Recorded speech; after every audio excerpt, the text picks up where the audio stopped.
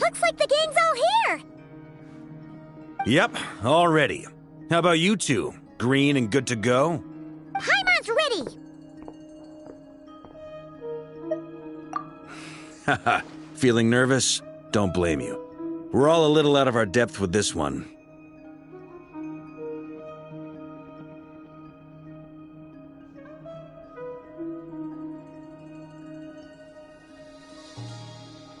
Okay, so some time ago, Columbina was ambushed by the Doctor.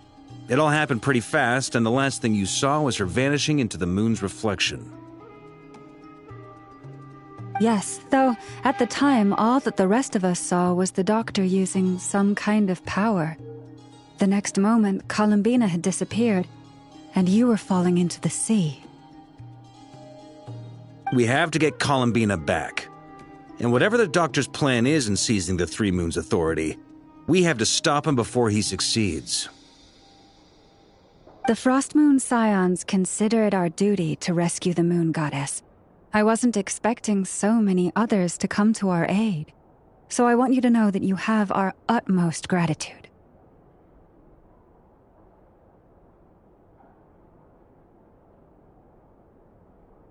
Great. Well, first things first.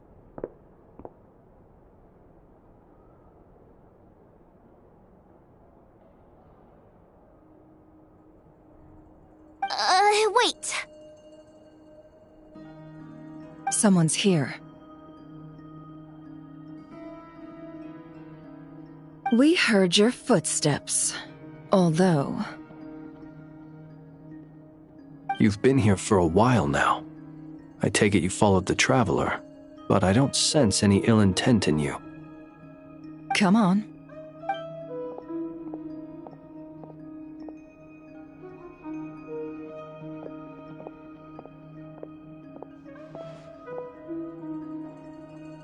I figured it wouldn't take you long to notice me. I come bearing news from my lady, the Knave.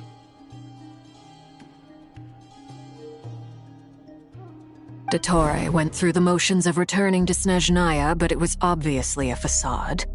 However, he has not returned to the Kuvaki Experimental Design Bureau, nor has he made an appearance in Nasha Town. Well, in that case, he'll be in his lab way up north. I always wondered why he applied for his own private pad. He was planning this all along.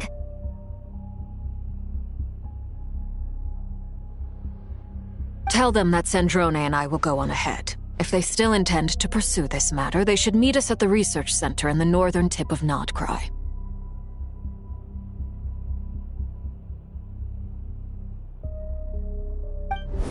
Nice of Columbina's two best friends to think of us. We appreciate the heads up. Our sincere thanks to the Fatui for your aid. Lady Damselette may have left our organization, but at least some of her colleagues remain genuinely concerned for her well-being. Not to mention that the Doctor's increasingly cryptic conduct gives us great cause for alarm. We have crossed swords many times before, but it's not personal. We're just on different sides. We don't lack humanity. And so, as fellow friends of Lady Damselette, it's only right that you should be in the know about this. Arlecchino's situational awareness has saved us a lot of trouble. I'll leave the map here with you. If you do decide to head to the research center, please proceed with caution. And remember, at least while you're in Nod-Krai, Lady Arlecchino's subordinates are your comrades if you want them to be. This is very accommodating of you. We can't thank you enough. Just doing my duty. I shall take my leave now. If you need us, you'll find us at the Experimental Design Bureau.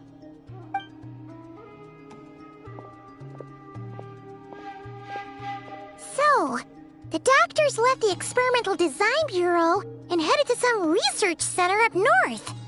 Marionette seems to think he's been planning this for a long time. But when did it start? Before he even arrived in Nod-Krai? It seems his loyalty to the Tsaritsa is lip service at most. Behind the scenes, he may even be working against her. Whatever his motives, we know that he's decisive and incredibly ruthless. Facing him unprepared would be a recipe for disaster. At this stage, it's difficult to predict his next steps. I suggest we split into 2 groups. We need some people to stay behind and guard Nasha Town. Well, as much as I'd love to help, infiltrating research labs isn't really my area of expertise. But at least take Cool Your Jet's Ducky with you. It should be some help during the battle. And as for Miss Inefa, I suppose you will stay to protect Miss Aino? Detecting operational logic. Protect Aino. Priority. High. Just in case, Servarka, I think it would be best if you stayed behind as well. You can leave the research center to us.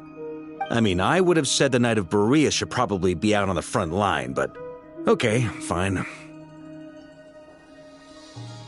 Leave Nasha Town to me. Be careful out there, okay? If things get out of hand, fall back right away.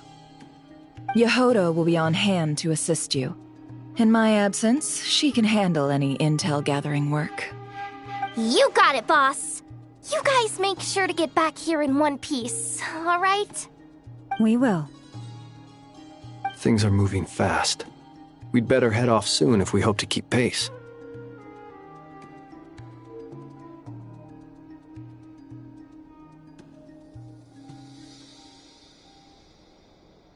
So, it's infiltrate a secret research facility, or... We all have to bring our A-game here. So, anything you need to wrap up before we leave?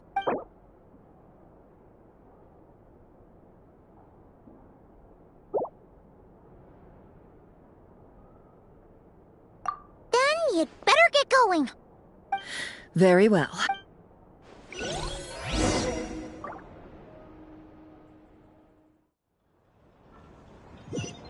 All these broken machines on the ground. Someone got here before us. Could it be Arlecchino and Sandrone?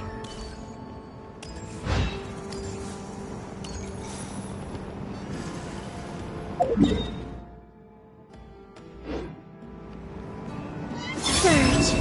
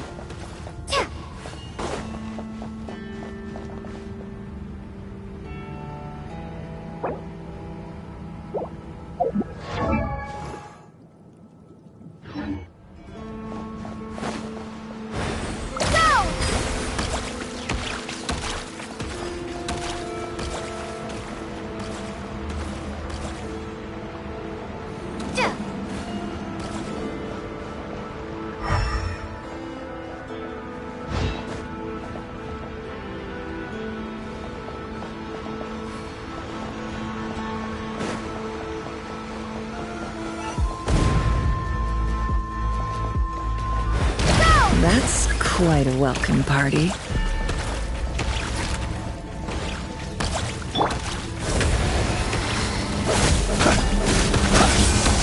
Beware the creatures of the night.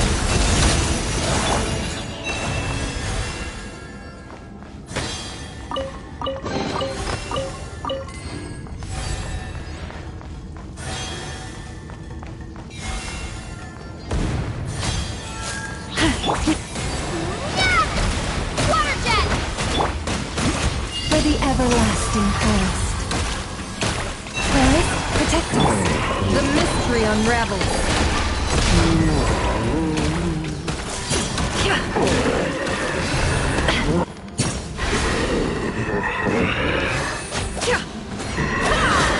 Can't hide the truth. You poor as well.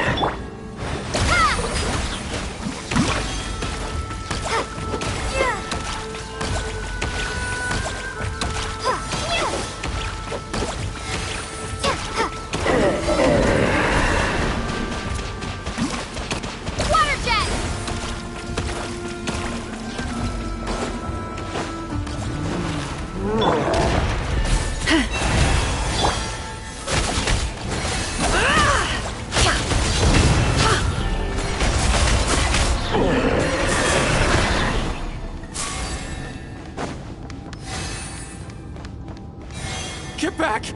I said get back! Do you hear me? Why isn't it working? No! Don't come any closer! Don't!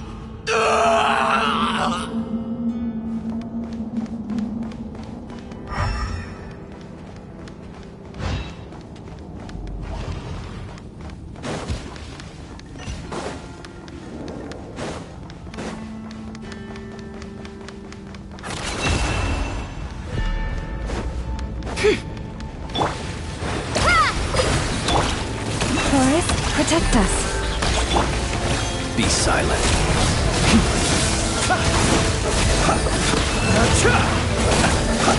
Close your eyes. Night falls.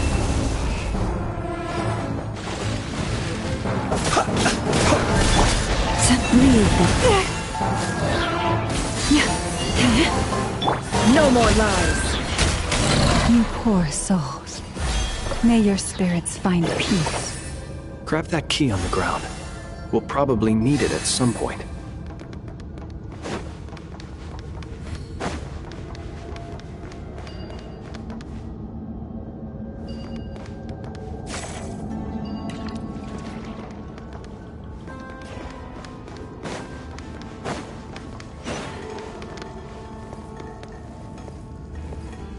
Watch out.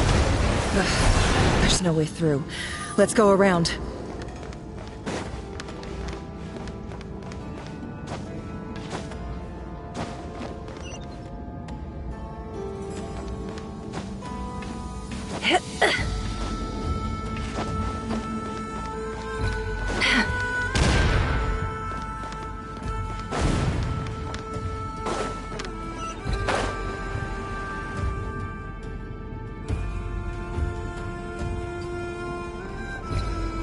What the? Trespassers? Here? What's wrong with you people? We're looking for the doctor, and we understand he might be here. I see you're fleeing the facility.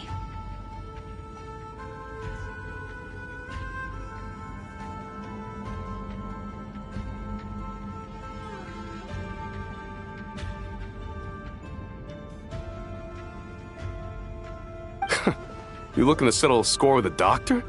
Good luck with that. I don't think you have many chances left.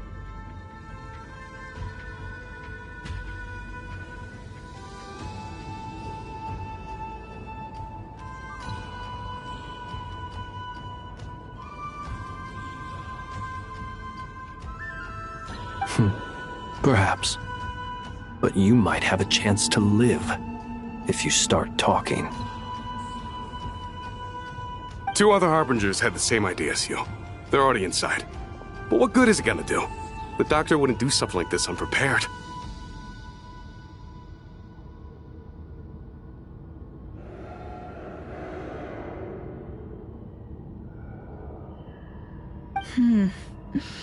Seems to me that you're not too thrilled about being his subordinate. Also, is it just me, or do I sense monsters nearby? If you'd prefer their company to ours, that can easily be arranged. We need to know what the doctor is up to. Please, if you know anything at all, tell me.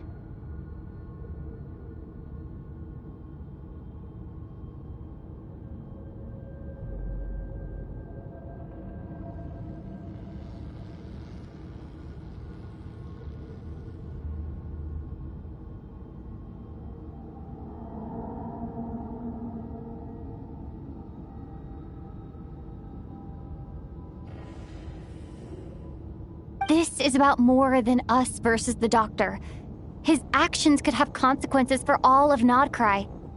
And perhaps even your homeland.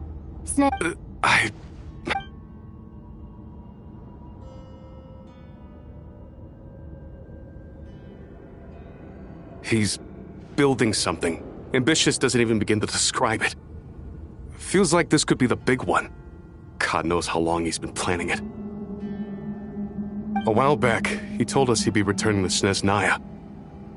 We weren't expecting him back so soon. This time he brought some gemstones with him, or something. 2 of them. The moon marrow spheres. He stole them from their rightful owner, Columbina. Oh, Lady Damselet?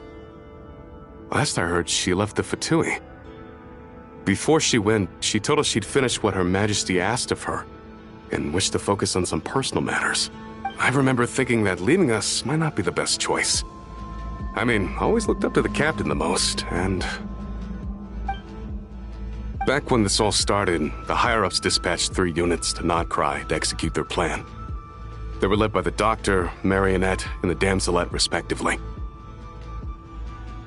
I was a part of the Damselet's unit to begin with.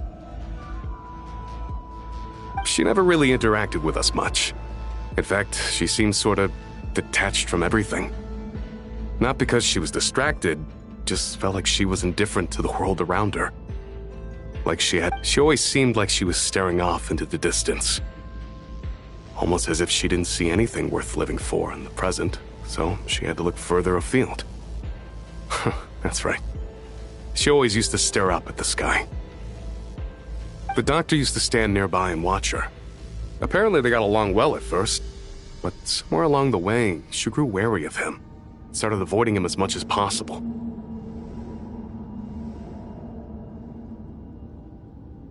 After she left, everyone in our unit merged with the Doctor's. He's similarly indifferent to the world, except when it comes to the moons. He seems to have big plans for them. Right now, obtaining the 3 moons is his #1 priority. He even said, if he can only get his hands on 2 of them, he'll create a 3rd one himself.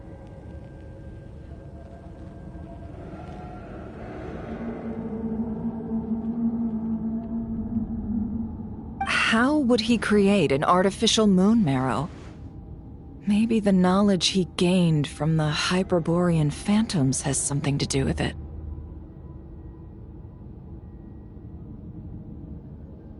Thank you for cooperating. We appreciate the level of detail.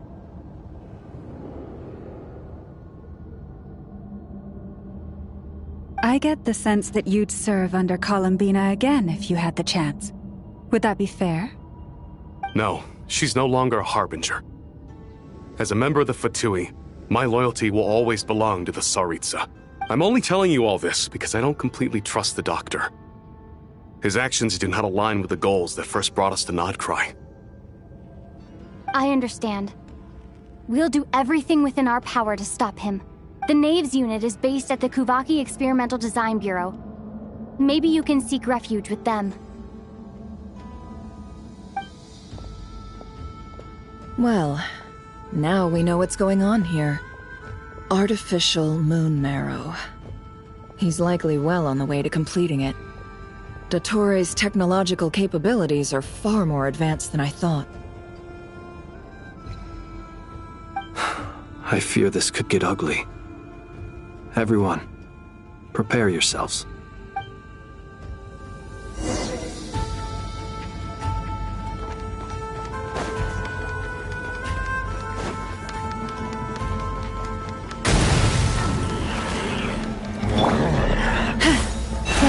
Protect us. Wipe out! Go! With one heart, we pray. Can't hide the truth.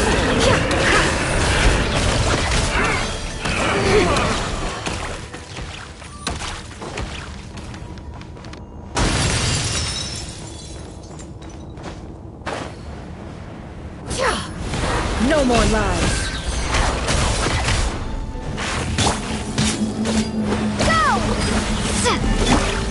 Leave this place. silent.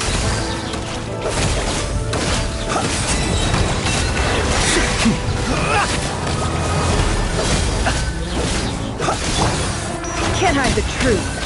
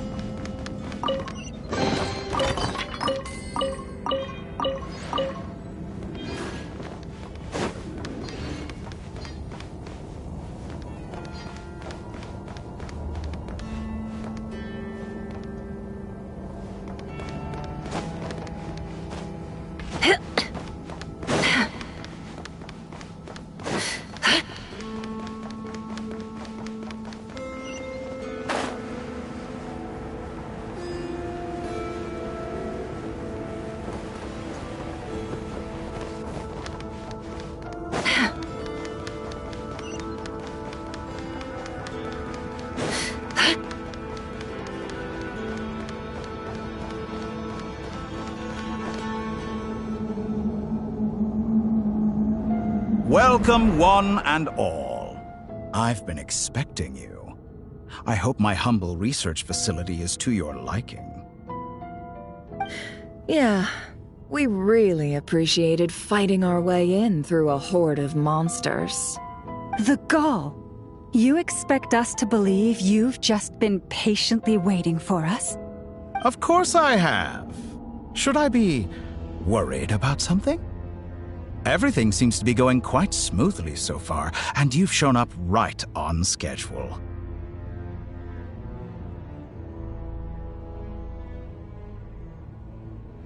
First Sandrone and Arlecchino, now you.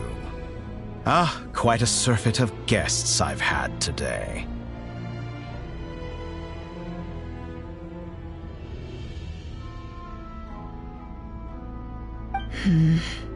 If you were looking for them, I should probably mention that Arlecchino disappeared as soon as she entered the facility. As for Sandrone, why, she stood right here only moments ago demanding answers from me at the top of her voice. Hardly out of character. She never was one for basic courtesy. But I have to admit, I was a little surprised to see her showing concern for someone besides herself.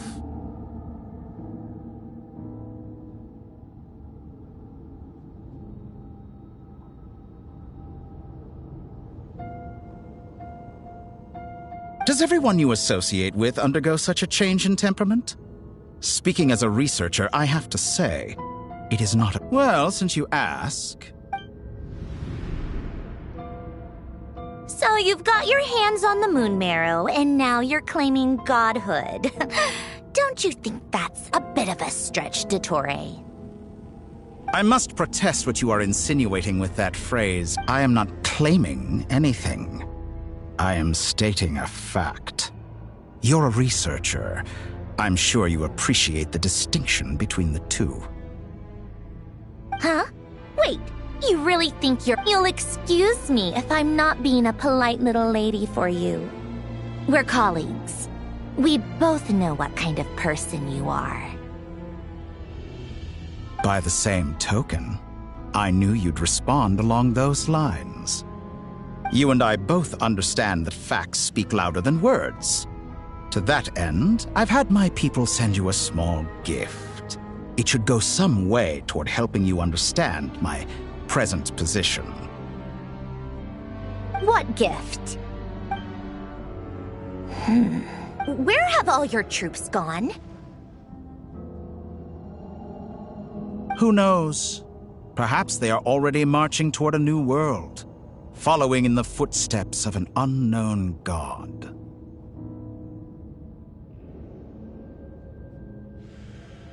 As vulgar and arrogant as you may be, dear Sandrone, I have no intention of taking out my displeasure on your subordinates. They will enjoy equal rights to my own. You sent your people to the Experimental Design Bureau? That's the Tsaritsa's property. Yes, and I am very mindful of Her Majesty's instructions. But you know full well that they do not conflict with my present goals. In which case, all I'm doing is conducting another one of my experiments. Is there a problem with that? Now then, you have a judgment call to make. Am I simply lying to stall you? Or is it possible that every word I am saying is the truth? In which case, your subordinates really are in danger. So now you've turned on fellow Fatui soldiers. You're completely insane. I have set a new rule for myself. Each person gets one chance. Naturally, that includes you, Sandrone. If you wish to leave, I won't stop you. We are colleagues, after all. Scumbag!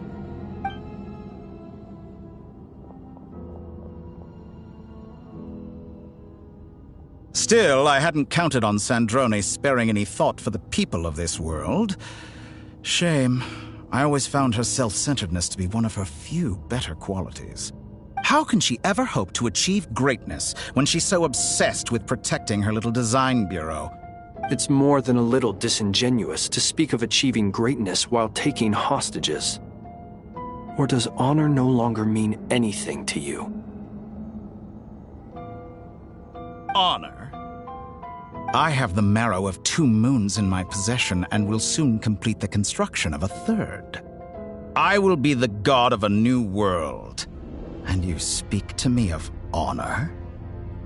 How charmingly naive. Those are sacred relics. In my view, many in this world do not deserve to be alive. And yet I mercifully permit them to go on living, do I not? You'll come to regret your actions. Will I now? Let's see if you can make me.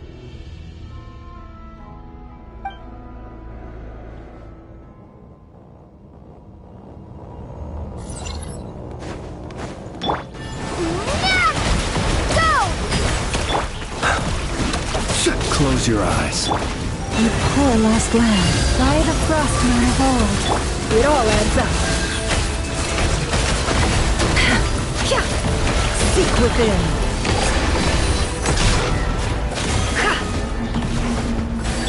Observe. The long sleep beckons.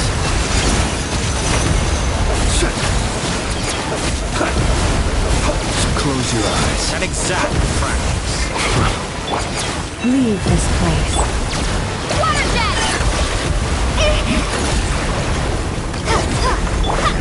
No more lies.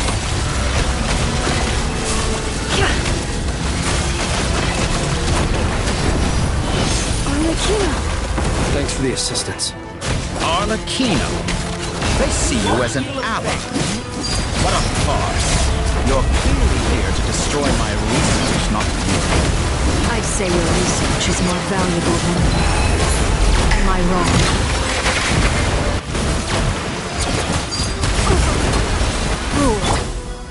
Water jet! Bombs away!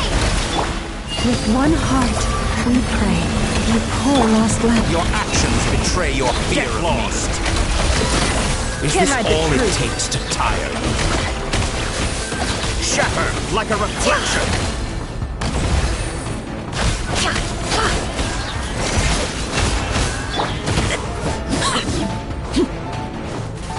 Laid bare. How disappointing. Is that the best you can do? By the frost moon of old.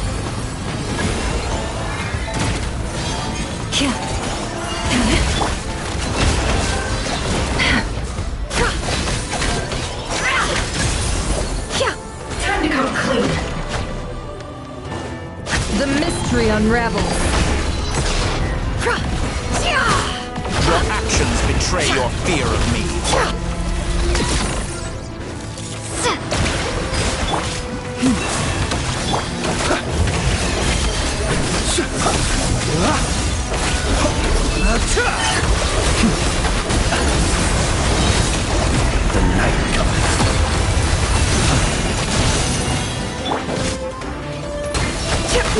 Heads up! No more lies! Dottore is too powerful with the artificial moon marrow in his arsenal. Fighting him is futile. Quickly!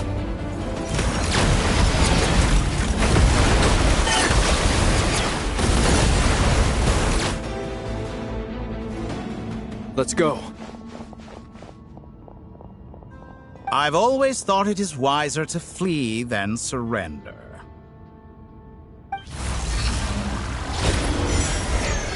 Watch out! What the? Forget about me! You should... Where's the Traveler?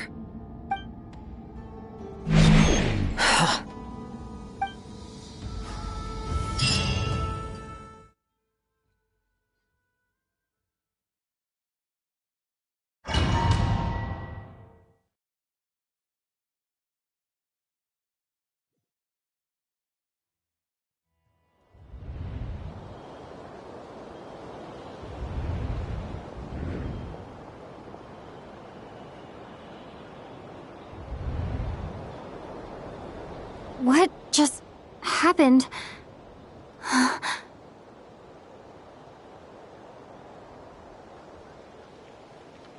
Nasha Town?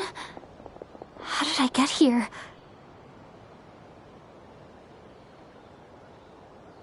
Strange.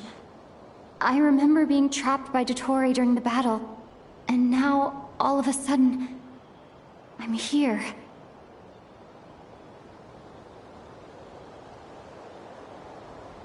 Something weird is going on. Huh? Traveler?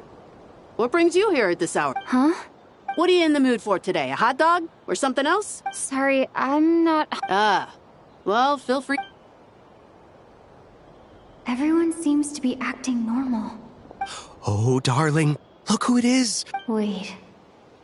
Why is he talking like... Well, I'd love to, but can't serve a customer unless they order something. Yes, thankfully. It was a long trip, and it's left me feeling pretty exhausted. Wait. These two are a couple? I see some kids around too. Hey there! I haven't seen you in ages! What's keeping you so busy? I've been looking forward to playing with you again. You forgot already? You're silly. Daddy brought you over to our house recently. What is she talking about? We've had a lot of customers over the last few days, so we've been real busy. And like my mom always says, some people are more than just customers. Oh, another customer's arrived. I better go see what they want. This is all wrong. I never once heard the owner of this restaurant talk about their family. It certainly isn't a family-run business. And that child, I don't recognize her at all. Could this be a false memory?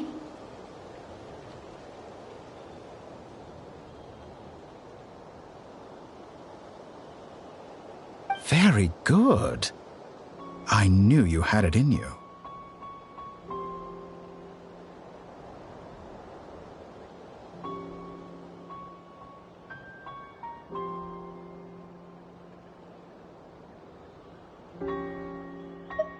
Aren't you going to try the house special?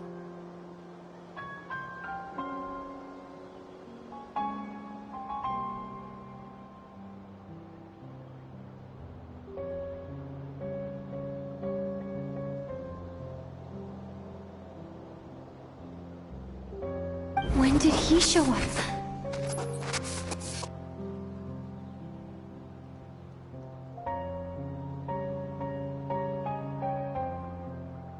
No, none of this is real.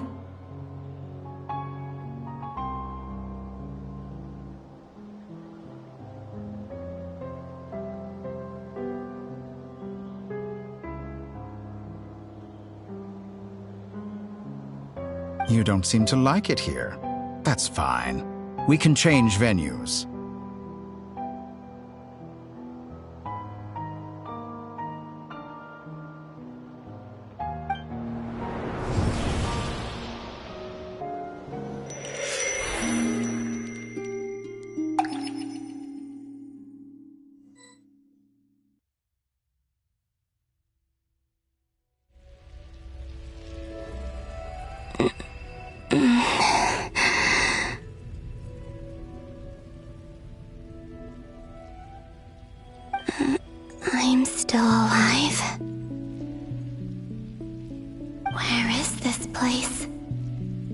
took all my strength to open the moon gate, and then I leapt into it.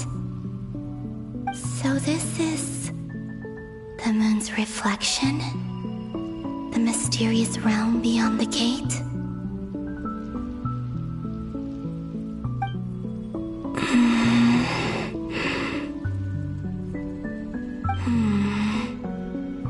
I can't sense anything. I guess I could try opening the gate once more.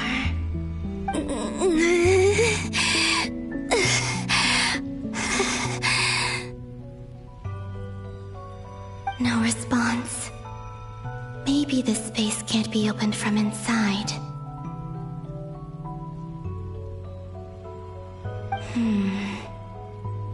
If this was the space that killed both Revier and his lover, then why am I unscathed? Or... no, I'm not unscathed. Even the air here feels... frozen in place. There is nothing here with which I can restore my power.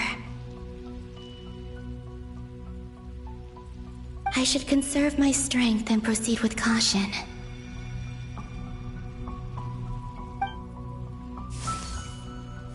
I don't believe Dotori's scheming will stop just because I escaped. If there is any chance that I can get back to the others, any chance at all...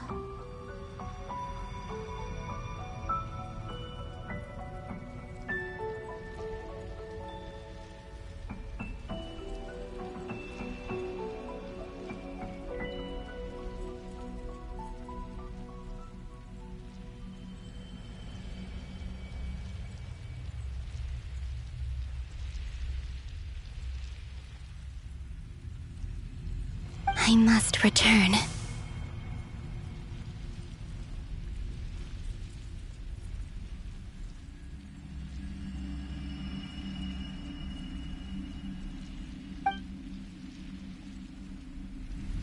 Emptiness.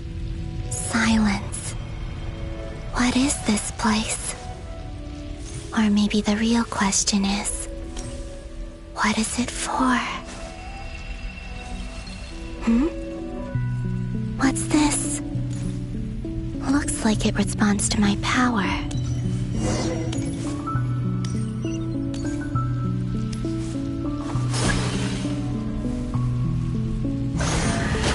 Golden. Like Kuvaki. Is it some sort of guide? And why does it feel so familiar? I might as well follow it.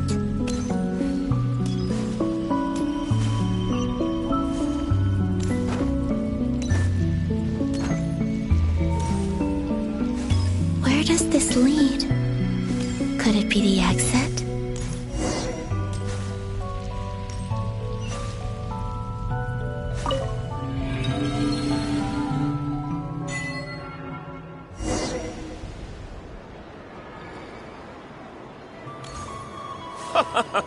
Welcome home, Moon Goddess. Is this Nasha Town? But isn't Moon Prayer Night over already?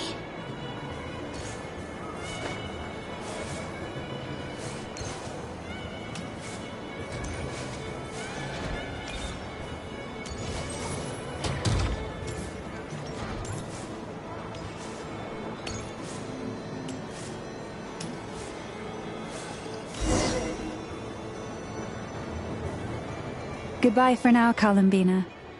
I hope you have a wonderful night.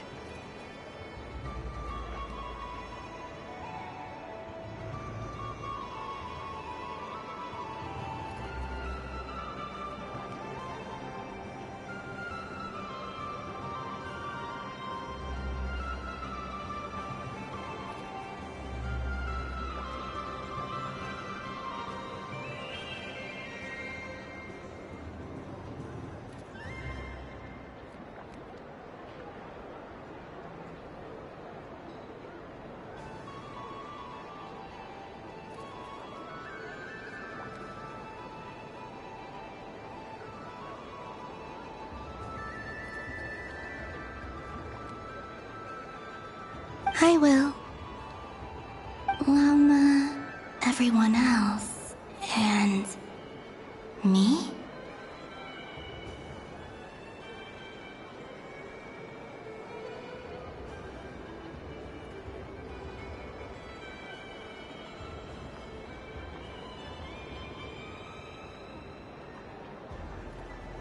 Are these... my memories?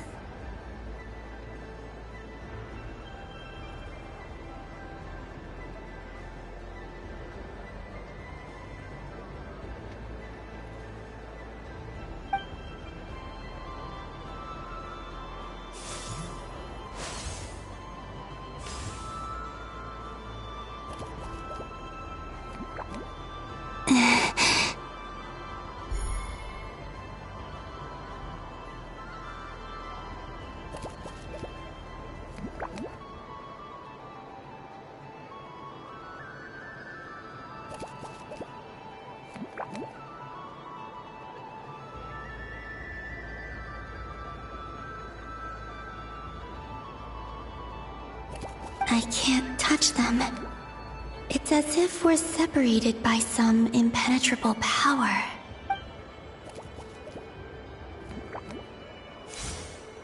Over here! Over here!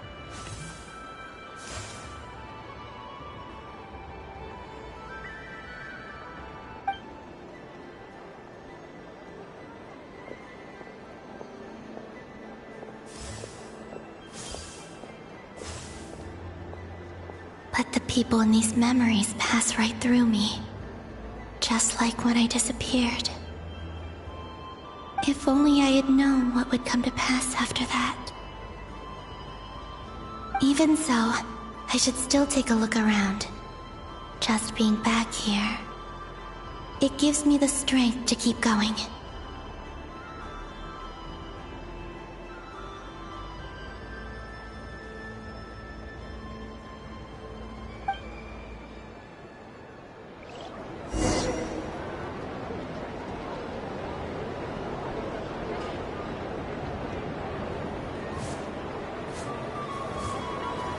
Welcome home, Moon Goddess.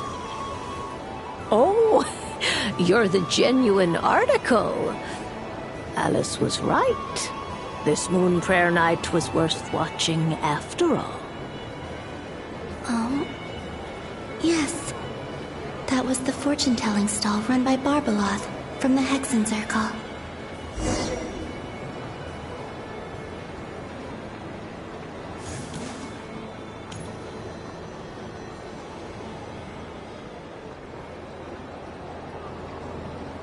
Please, draw the first lunar arcana. This represents destiny and is the foundation for the divination as a whole.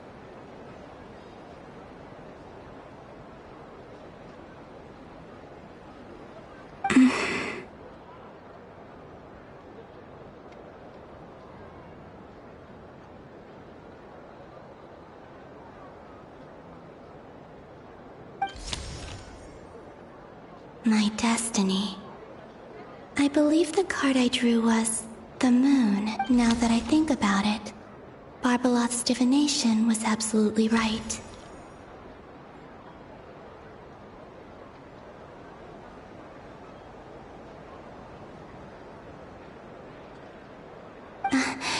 It's almost time to draw the last card. The one that represents the future.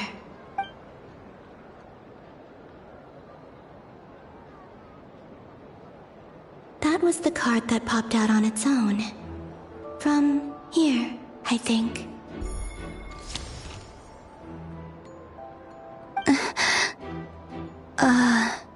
Kuvaki Pulse?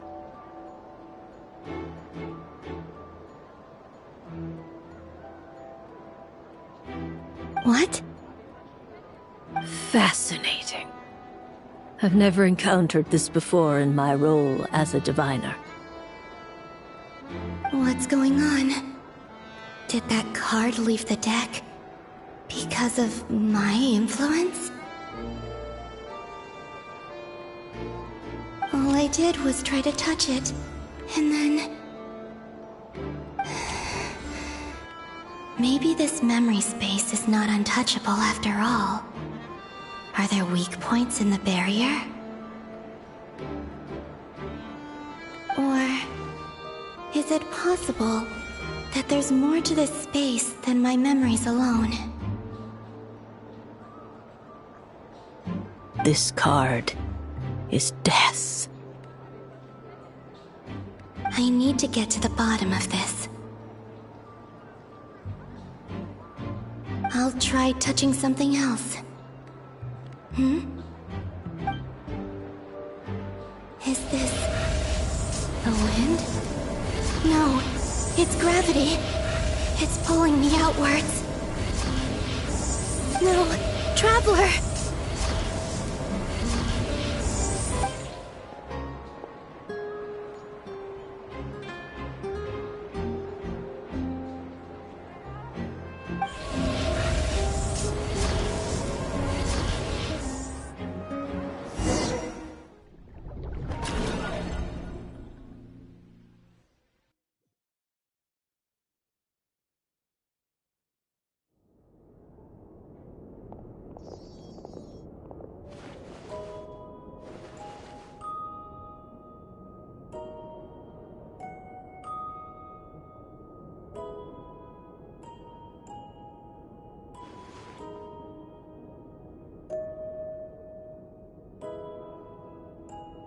Haimon, listen to me. From the bottom of our hearts, we are so sorry. We completely understand how you must feel. Don't say that! Haimon's not a little kid! You didn't leave her behind on purpose! But... she's all alone in there! What if something happens to her? What are we gonna do then? We've barely spent any time apart since we met. Is she gonna... die? We must find a way to rescue her. We were all involved in the operation where she was captured, and we do not abandon our comrades. That being said, it won't be easy. Through conversation with the others on our return, we've arrived at a basic idea of what we're up against. Dottore's lab has clearly been in operation for a lot longer than we realized. We found many monster samples stored there. In all likelihood, they were materials he used to research his latest technology. We also know that through his contact with the phantoms of Hyperborea, he gained knowledge about the moons and certain Hyperborean technologies. Using this knowledge, he then fashioned an artificial moon marrow to serve as a replacement for the frost moon beyond the sky. Unlike Columbina, Dottore is not being rejected by Teyvat. And even with 2 of the 3 moon marrows, his power far exceeds all of ours combined. Once his 3rd moon marrow is complete, Dottore will have completely seized the authority of the 3 moons.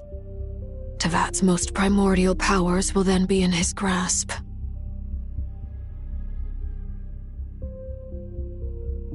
Is that me? I'm afraid so. No one could have predicted this level of insanity, not even from Dottore.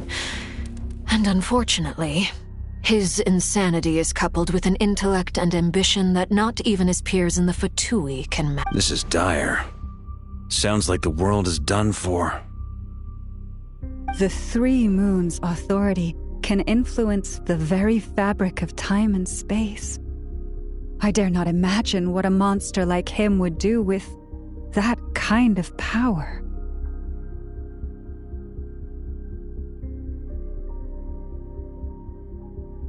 The trouble's already begun, I'm afraid. On our way back, we discovered that part of Nod-Krai is being enveloped by an unknown energy. We cannot ascertain what is happening inside.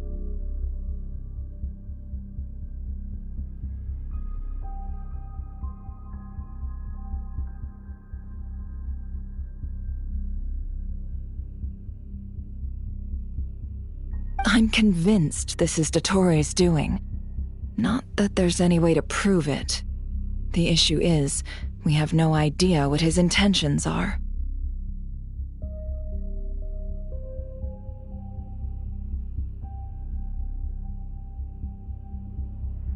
The only thing more frustrating than facing down evil is knowing that it will surely come, but not knowing when.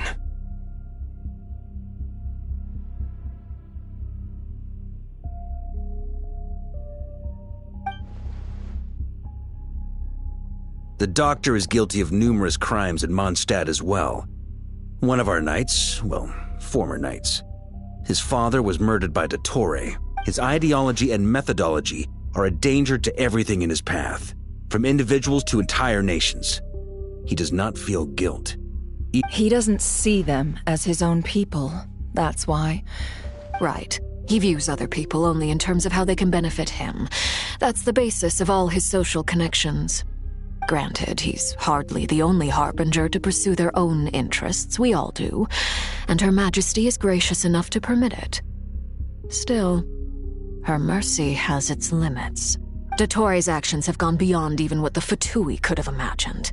Usurping divine authority to become a god. For a servant of the Tsaritsa, that goes beyond being disloyal. It's treason of the highest order. We can't expect him to heed the Tsaritsa's will once he gains the Three Moons' authority. Even we harbingers consider him the most self-interested among us. Poor Traveler. Of all the people to get caught by... We have to go save her! Paimon, I promise you, we are... I get how you feel. I do. But it's gonna take more than strong emotions to take down an enemy like Dottore.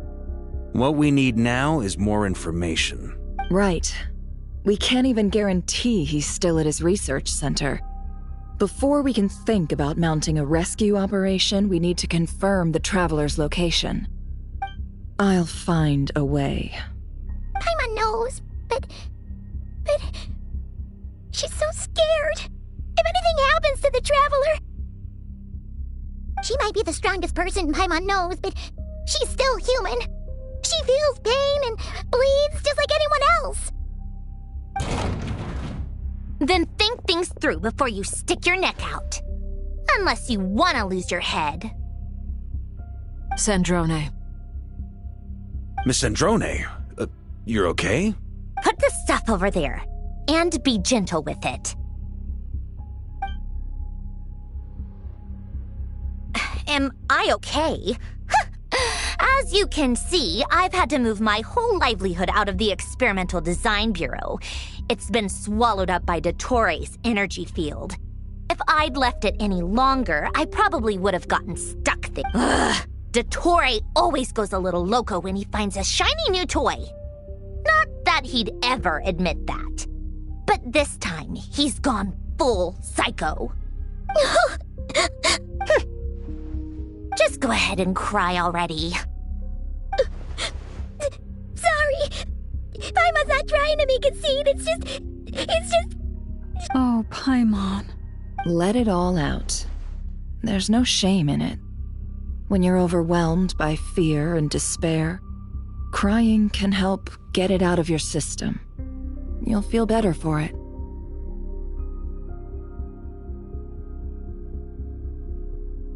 Okay then, while the baby of the group is having a moment, how about the grown-ups get to work? Give me your hand. You've made a discovery? Polonia, scan.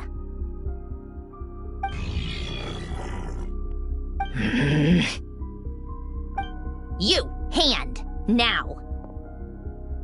Oh, I thought you'd never ask, my lady.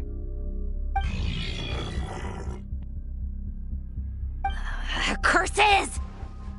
You're next, then you.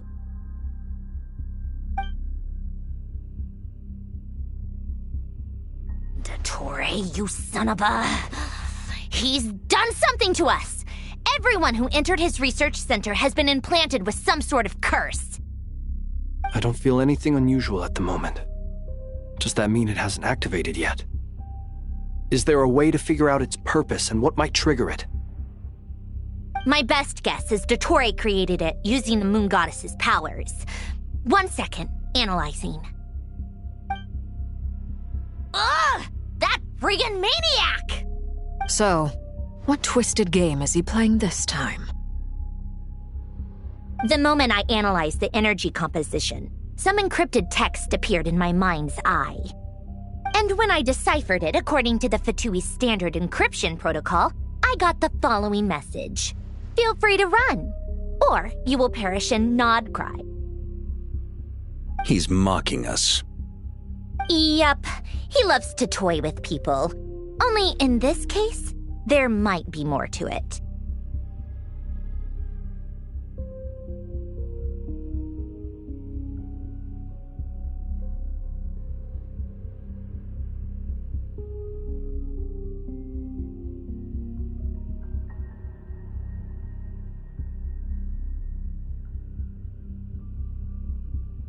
But I didn't detect any murderous intent or malice either in the message or the curse's energy. As if this is him at his least malicious. Or perhaps all people are cowards in his eyes. Maybe he thinks the threat alone will be effective. What a despicable person. And he has the Traveler in his grasp.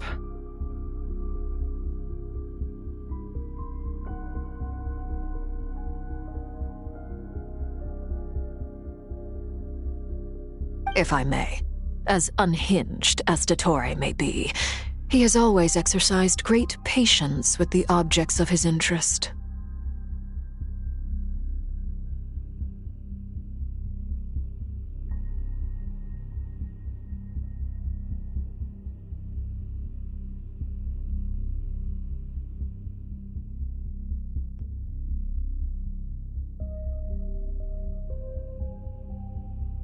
I remember a comment he made when we first arrived in Nod-Krai. He said, "This world is, on the whole, an exceedingly dull place. But at least there are a few intriguing features, such as the gods, or the Traveler." Presumably, they interest him because they're unknown quantities. He wants to understand as much as he can about them. Agreed. The Traveler is Tevat's fourth descender. All Harbingers are aware of this. Since Dottore took such pains to capture the Traveler, he is unlikely to kill her right away. Okay, but we still have to do that rescue operation. Of course. I also think we need to read between the lines with Dottore's message. If he's encouraging us to run, that means we mustn't leave Nod-Krai under any circumstances.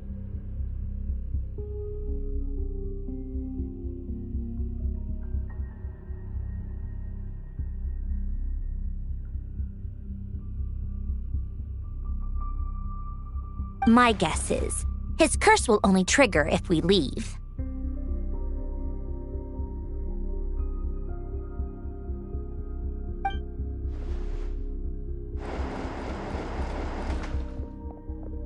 We've discovered multiple energy fields. Albedo is still attempting to analyze their structure. He told me to report back first. Each field is slowly growing, swallowing up more of the surrounding area in the process. And the pace of their expansion has increased since we first examined them. He's probably trying to swallow Nod-Krai whole. His nefarious ambition knows no bounds. If this continues, the whole of Tevat will be in trouble, not just Nod-Krai. The loss of Columbina could not have come at a worse time. Do we think she's truly gone for good? She entered the space beyond the Moon Gate, knowing what became of Rerir and Thalindus. Don't be ridiculous. If I know her, she's busy finding a way back as we speak just so she can annoy me. She isn't dead. Whatever has become of her, the fact remains that we are two comrades short on the eve of a decisive battle.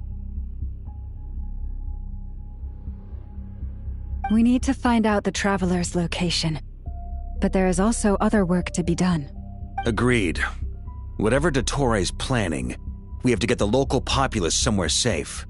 So, as well as a rescue mission, we have to organize a mass evacuation at the same time.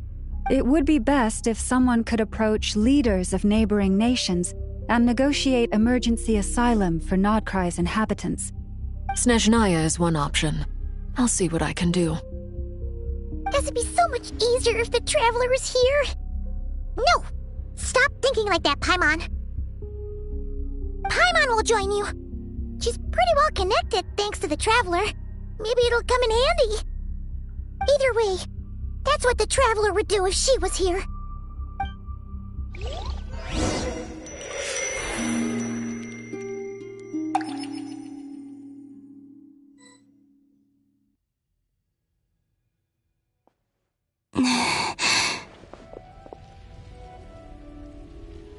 Back here again.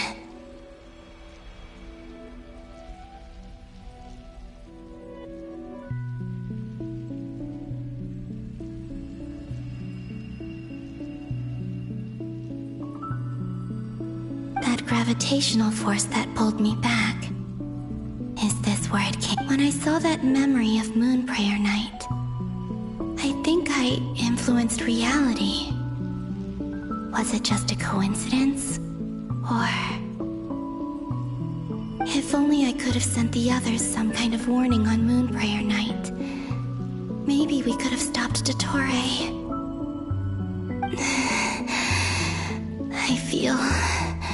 so heavy. Does entering that space consume a lot of energy? Well, even so, I have to keep moving forward.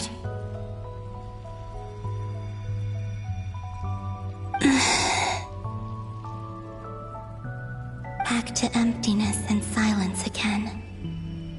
I should try and find my way back inside that memory.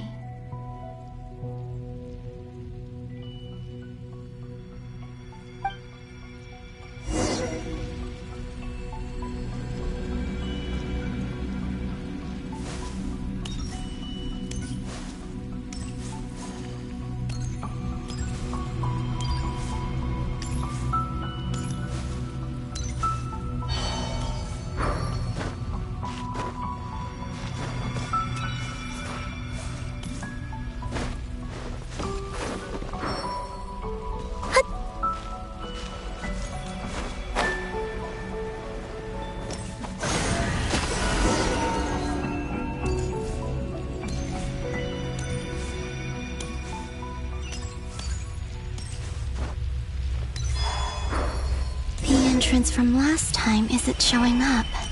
Looks like I need to gather these scattered fragments.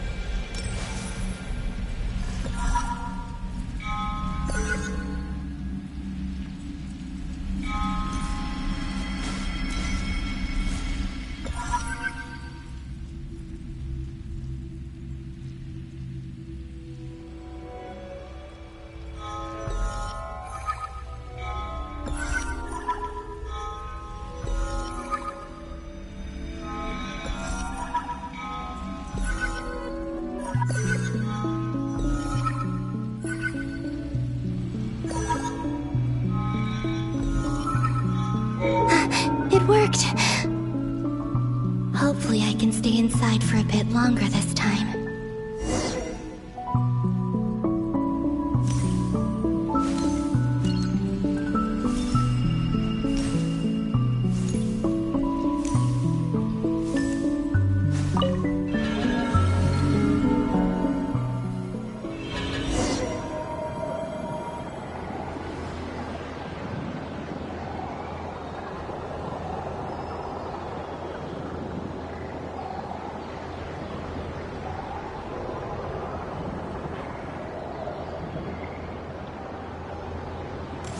Ad Astra Abyssosque. Welcome to the Adventurers Guild.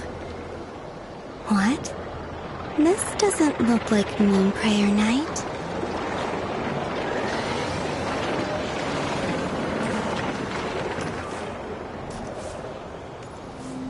Extra, extra! Latest issue of the Nausea Express! I don't think I've ever been here. Maybe this space isn't comprised of my memories after all. There aren't any festive decorations around. Is this Nausea Town after Moon Prayer Night ended? Did Dottoro's plan not affect the town? Or is no one aware of what happened because he used the Three Moons' authority? Let me see if I can influence anyone else. So, what do we do next? Wait, that voice. Paimon? The most important thing right now is to find that mage. Lauma, the Traveler, and Mr. Varga are here too. I'd better go pay the Fatui a visit. Traveler!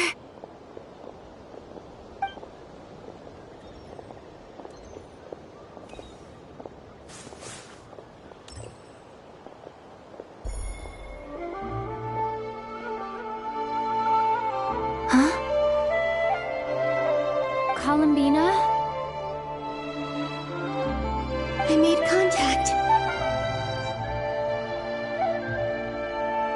It's me, Columbina. Huh?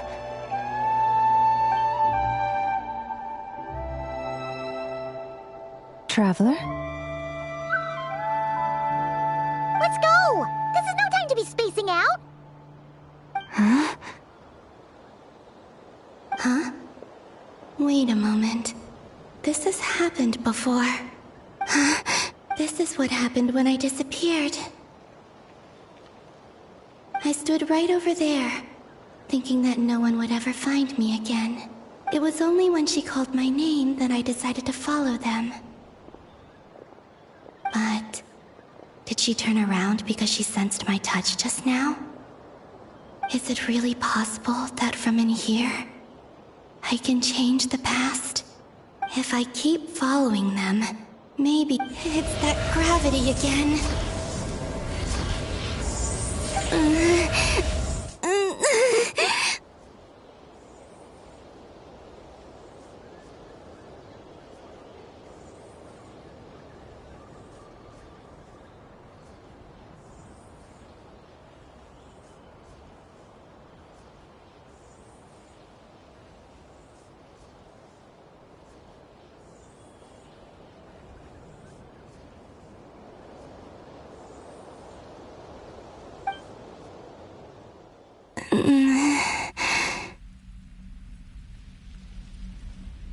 Every time I influence reality within that space, this force intervenes and pulls me back.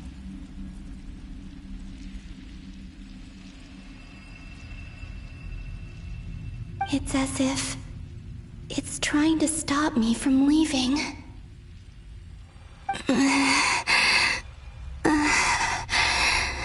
I'm getting weaker and weaker. I'll just have to try another approach next time.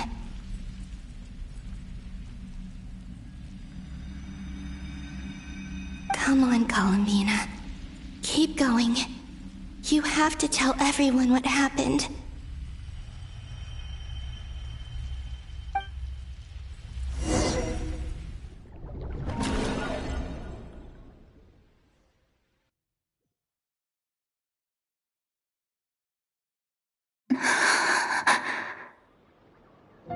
Suddenly, I've been plunged into darkness. It feels strange. As if something has grabbed hold of me. Look at you, standing so still in total silence. I almost didn't recognize you. Hello there, traveler. He seems to be in a good mood. Ah, so you noticed. This is the completed Trilune.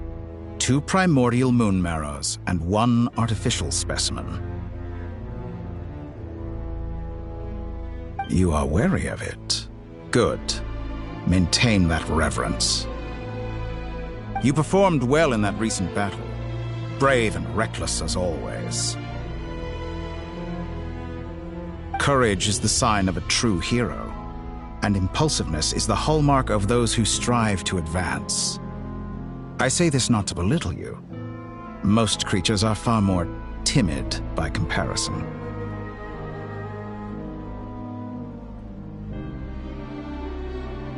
Three moon marrows. The artificial one is now complete too? Well spotted. What do you think? For a replica I built myself, I dare say it looks the part. Dottore, are you planting illusions in my mind? I have no interest in fooling your eyes. On the contrary, I hope to show you the true essence of all that you see before you.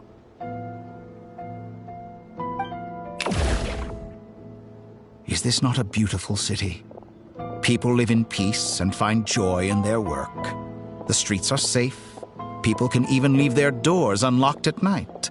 You might say it is the Elysium everyone dreams of.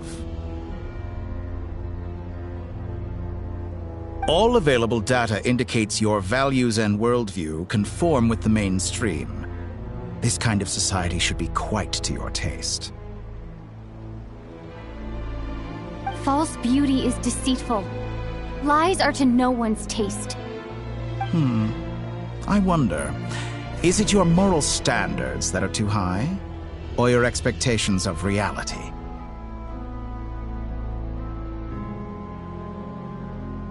Answer me this.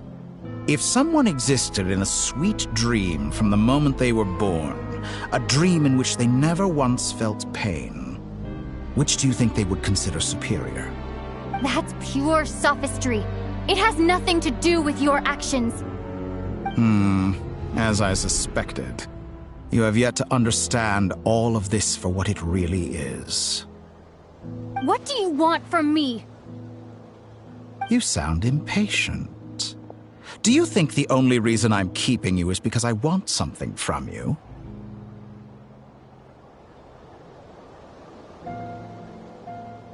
If it's not, then why haven't you killed me yet? No one can stop you if you're as powerful as a god. I'm delighted you recognize that fact. I believe we last squared off in Sumeru. Ah, the memories. How time flies. You and I have both grown. I'm not surprised that Arlecchino and Sandrone worked with you. You've always a way of slowly but surely ingratiating yourself with all levels of society. People laud you as a hero, but I suspect there's more to it than that. Oh, but to be clear, I don't say that to flatter you. Do you always give your opponent an appraisal before you deal the final blow? Call it a long-time habit. I'm a researcher, and one of my duties is to give an objective assessment of my subjects. But you misunderstand. We are not opponents. Not at this moment. I just want to talk. Think back to Tartaglia, Arlecchino, Capitano, Colombina, and now even Sandrone.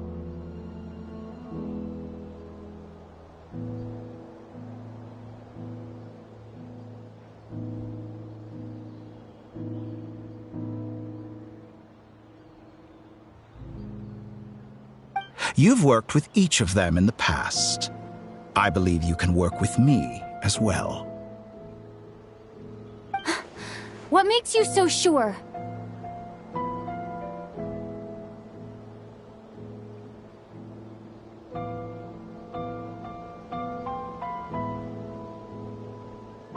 Well, why not? Should the good associate only with the good and the bad befriend only the bad? I like to think we could have a more mature relationship than that.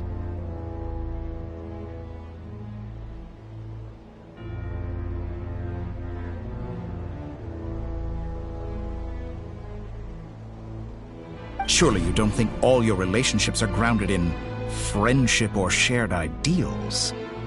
People come together because it benefits them to do so. If you think of the people you admire, you must surely admit that they have provided some benefit to you. Morality, ambition, dreams. People have plenty of words to embellish the nature of their relationships. But once you break free from those ethical frameworks, you will see that the only thing connecting the two of you is mutual benefit. And that is what I'd like to talk to you about. We're finally getting into it. He's probably been planning to kidnap me for a long time now. But for what? He has the authority of all 3 moons. I won't be able to gain the upper hand in a fight. Best if I pretend that I'm willing to negotiate for now. You say you're a god, but you also speak of mutual benefit. What could a god want that the 3 moons cannot provide? Excellent question. But before I answer, I would ask you the same thing. Gaining Columbina's allegiance was a rare and extraordinary feat. But the Moon Marrows are now in my hands, and I have the edge over her. For this artificial moon is not being rejected by Teyvat. Her identity and lineage may have been a thing of glory in the old world, but they were also shackles that prevented her from ever integrating into Teyvat. I, on the other hand, you may view me as a thief, but I have overcome that limitation. So what is it that the 3 moons cannot grant you? What stops you from negotiating with me to get what you want?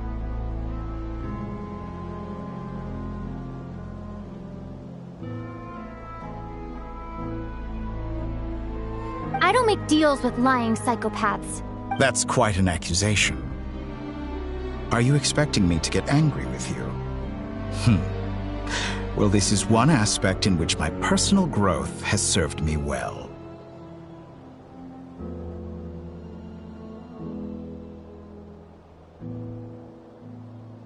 In the past, my less mature self might have been disappointed, perhaps even angry, over a small setback like this.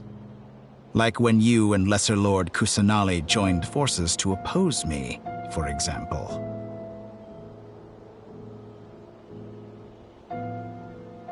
But things are different now. Just as the rich do not quibble with the poor, I no longer find myself perturbed by these trivial affairs. Human relationships end with conflicts of emotions and interests. But relations between humans and gods are different. And ours is even more unique. I have ascended to the highest heights and laid claim to unprecedented horizons. And you were no ordinary person to begin with.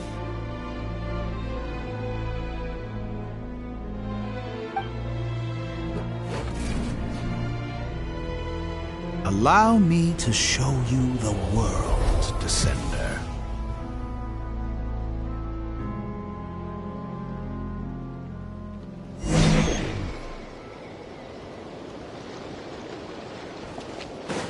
To stand, walk, jump, sit, and lie down. These are the most common of behaviors.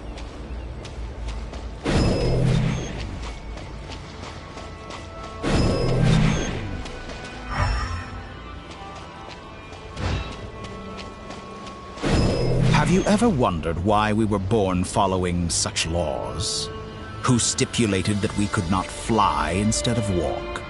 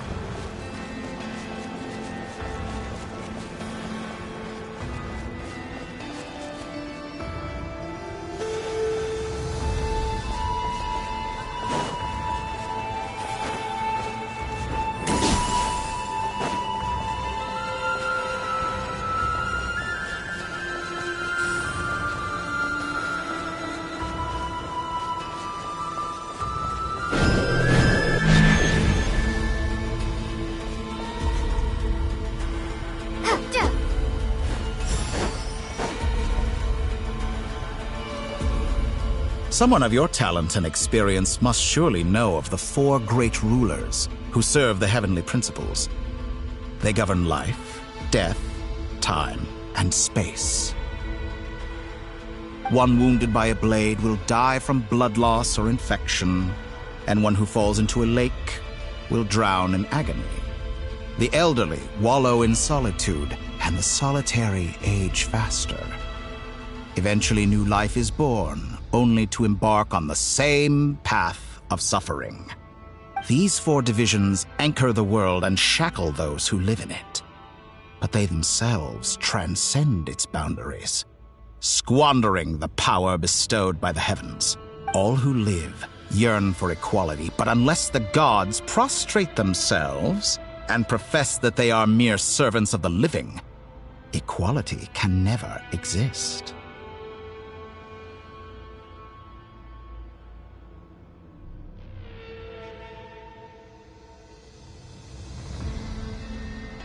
Who makes the rules we must live by? Who has the right to restrict us?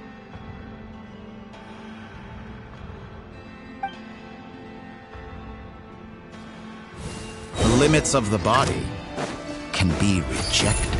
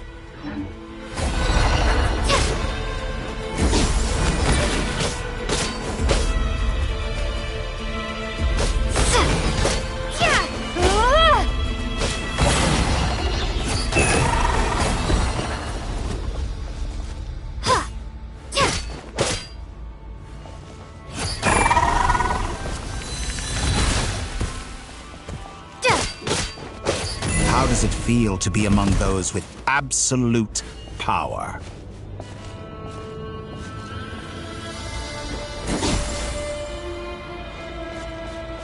You cannot conceive the extent to which your flesh hinders your mind and spirit.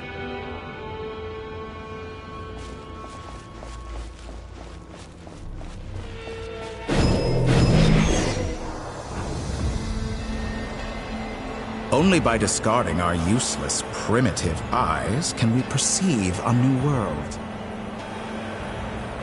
How narrow-minded we all were in the past. Why should the final answer of the world not be the power that predates those of life, death, time, and space? The power of the Triloon. Through it, I have glimpsed new experimental possibilities. Nature suppressed, authority exiled, souls controlled.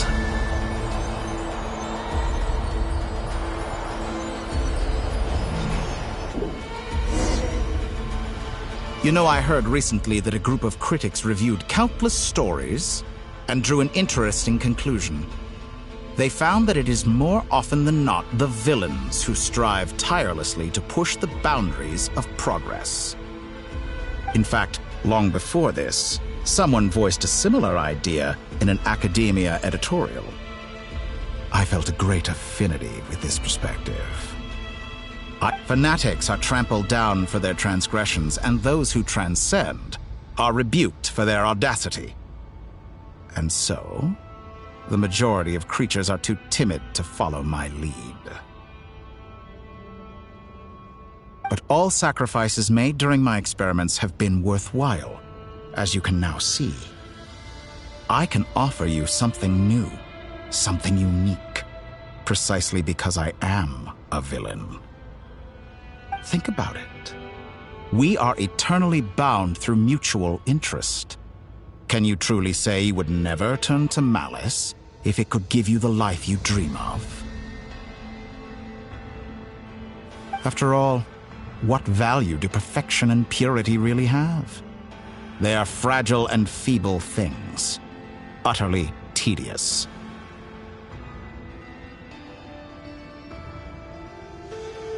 I say, better to be governed by a flawed humanity than a gnosis.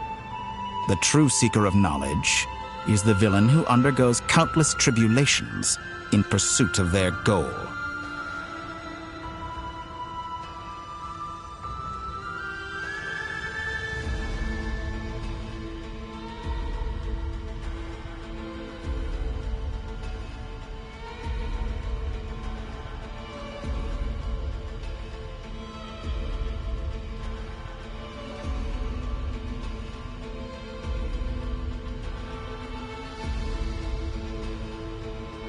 I'm sure many people have told you that you're different.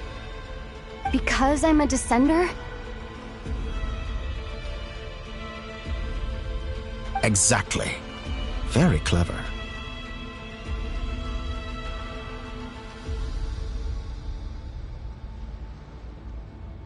But what has that got to do with you? I do not conceal my wicked deeds, my selfish desires, or my greed. A true researcher must act as I do if they are to understand and speak of the truth.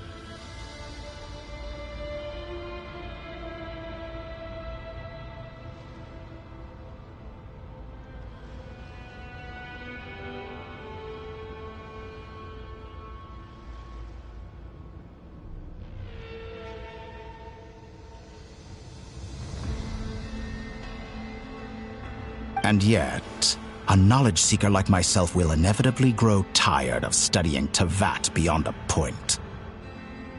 You have traveled to all corners of the world and met many people. Along the way, there have been moments when you were misunderstood or even became a wanted criminal. And all the while, you have spent your days doing some of the most mundane jobs in the world.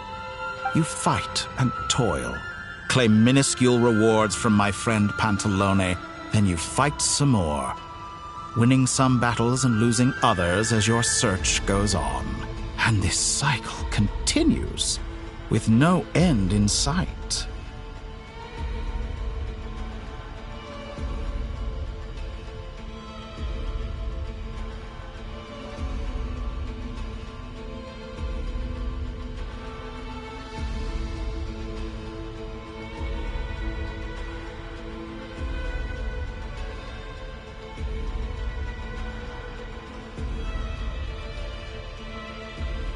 Surely you must sometimes grow weary of being stuck in this same loop day after day.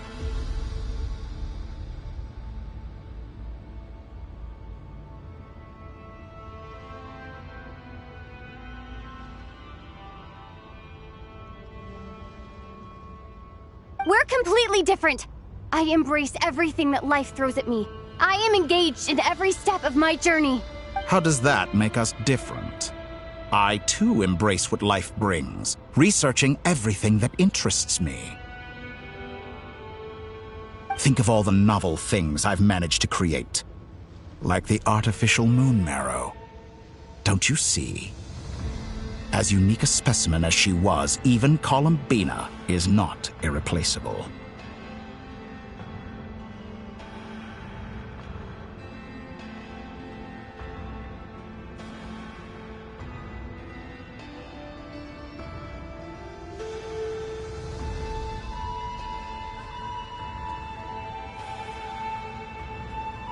Take that back!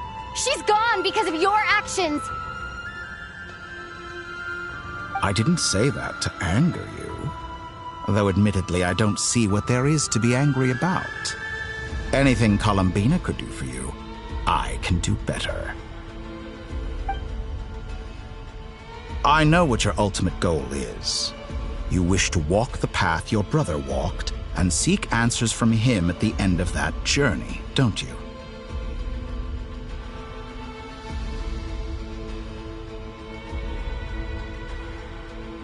Someone like you could never understand what it feels like to care about another person the way I care about him. Perhaps not. But that doesn't mean I can't help. I could find your brother right now, bring him before you, and make him give you the answers you seek.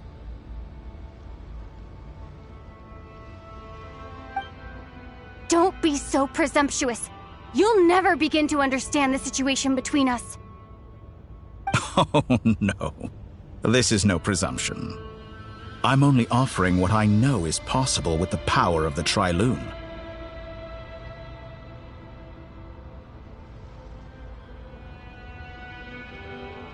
But it seems like you would sooner continue with your journey through this world. Why? Do you truly desire this journey? Or is it simply a necessary process from which you cannot escape? Think of all the time and energy you have spent, everything you've had to endure just to make it this far. Is this really what you want? Yes, you have made many friends. But do they ever spare a thought for the void in your heart and what it yearns for? What you want is not friends. It is family. But do they know this? I, on the other hand, am far more considerate. Join my experiment, and in return, I will bring your meaningless journey and all its struggles to an end.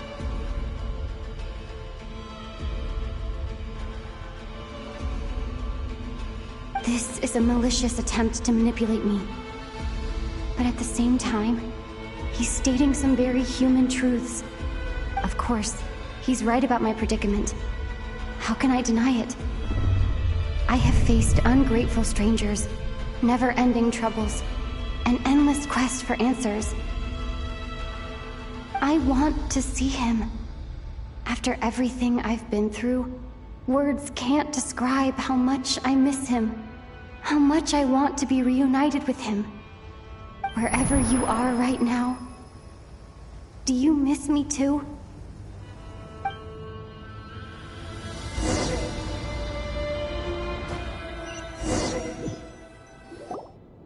All right, everyone. Our next mission is clear. We need to contact all the major organizations, explain the situation to the public, and then begin the evacuation.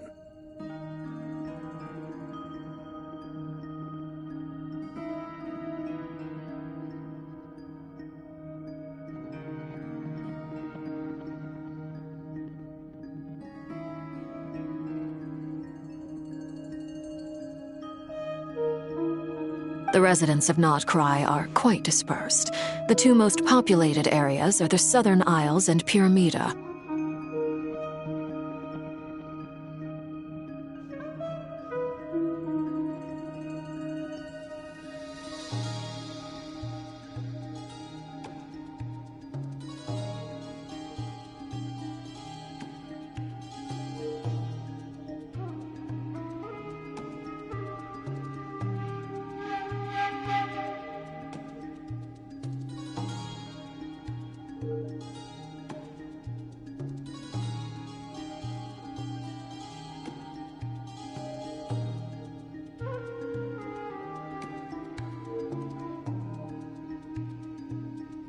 Miss Lauma, I will leave Hisi Island and Nasha Town in your hands.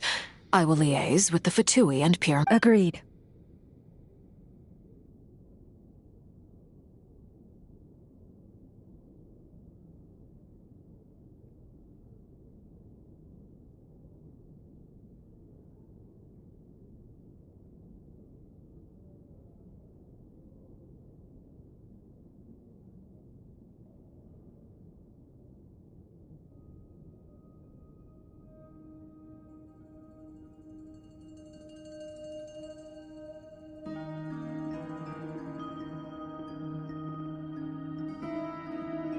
We will reach out to Natlan and Snezhnaya. Anyone found north of the Experimental Design Bureau should follow the Fatui to Snezhnaya. As for those dwelling south of that line, I will ask the Voynich Guild to help persuade them to leave. The Voynich Guild has dealings with the Curatorium of Secrets.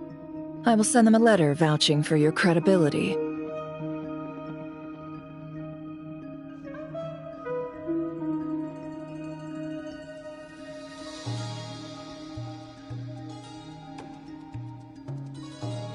Yehoda, you should help Lauma. This is too big of a task for one person.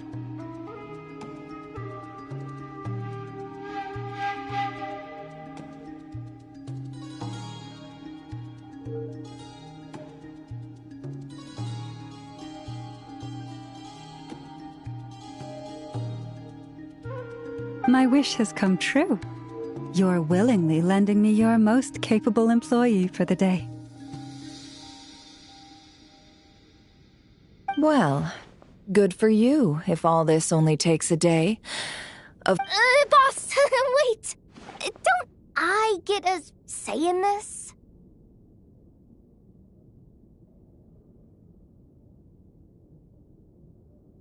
Oh, I'm sorry. Something to add, Yehoda?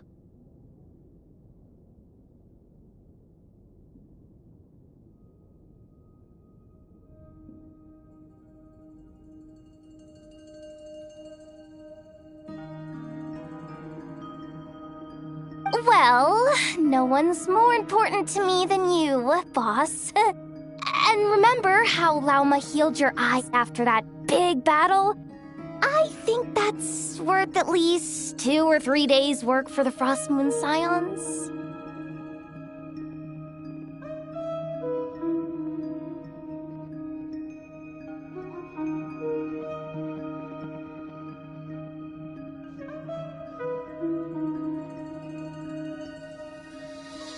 Are you completely incapable of acting in your own self-interest?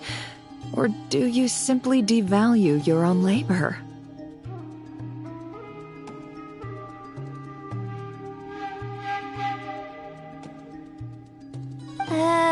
Are you sure you don't want to come with us?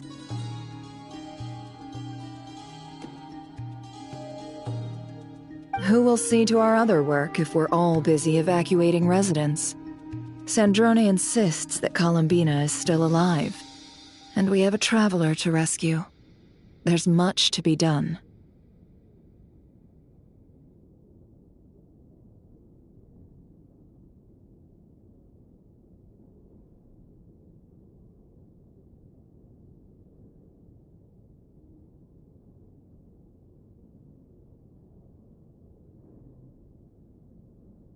But boss, I'm just worried that...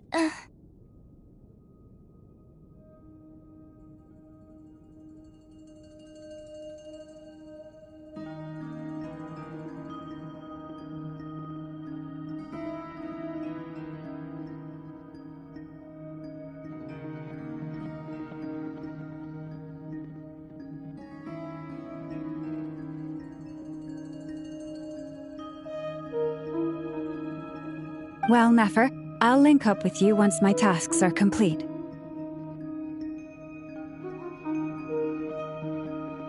What makes you think I'd need you to do that? I'll need it. And considering the way you approach certain matters, I think you'll be better off with me present. That's quite enough. I bet we're in for an uphill battle here. But we can help out too. Nefer and I are gonna help Nasha Town's residents carry their stuff. Loading schedule. Store essential local research data and technology samples, then escort the people to Natlan. Understood. I will execute this to the best of my abilities. Great stuff. Thank you, ladies. I've contacted the Lightkeepers.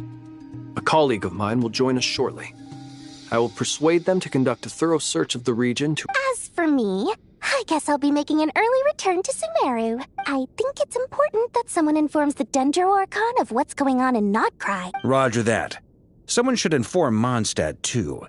Mr. Duran, can I trust you to handle that? I think you fly faster than any of us can run. As an added incentive, get there fast enough and I'll see about getting your gliding exam waived. Really? Ha! Mission... I intend to stay behind and help Miss Sandrone with her research. She has some alchemy-related questions that she'd like me to explore. She recognizes your expertise, then. I wish you a fruitful collaboration. Thank you. In truth, I was surprised to hear her express an interest in subject matter outside of machines. I believe she has been investigating some Fontanian technology recently. She made a point of bringing the relevant materials with her when she left the Experimental Design Bureau. I should mention that we have one other friend who isn't present. He hasn't made his position in all of this clear. But if we know anything about him, he's likely investigating on his own. Paimon's been very quiet today. but I know how close she and the Traveler are with the Natlanese. She should come with us to the border. Okay. Paimon will do her best. Make sure to heed Sandrone's warning. Many of us have been cursed by Dottore. As such, under no circumstances should anyone cross national borders. Remain within Nod-Krai.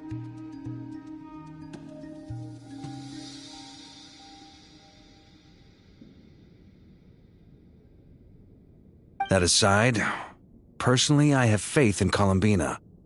Things look grim, sure, but who knows how it'll play out.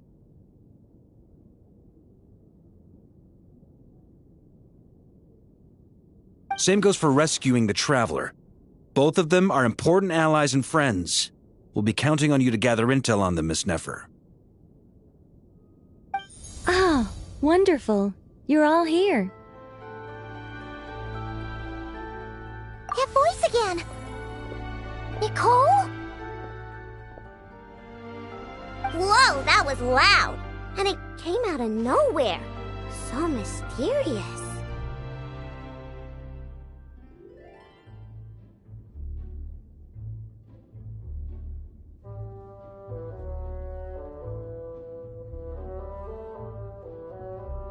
Sorry, this is the only way I can speak to you all right now. Please accept my apology. Anyway, time is short. I'll cut to the chase. We're still facing quite a catastrophe here at the world's borders. Alice has roped in every Hexen Circle member she can get a hold of. Except for me. She told me I had to come and help you all out as a matter of urgency. I quote, "You love talking, don't you? Well, now it's finally your time to shine. Take these. Make sure the whole party gets one each. You'll be in charge of making sure everyone stays connected." Huh? Is this a Dodo communication device? Scanning. Unknown device. Analyzing. Unknown device. Conclusion. Cute. Affirmative. It is cute and good. I believe that I quite like it. This is no ordinary Dodo communication device. It's my very own special modified version, specifically... sorry. I almost went off on another tangent there. Anyway, help yourselves. It will allow us to communicate over long distances within Nod-Krai. No more worrying about shuttling messages back and forth. What astounding technology.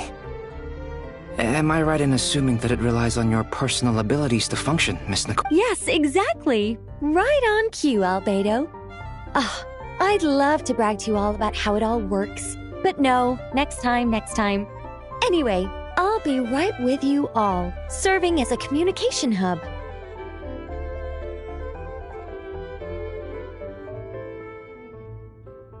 That's all from me. Head off as soon as you're ready.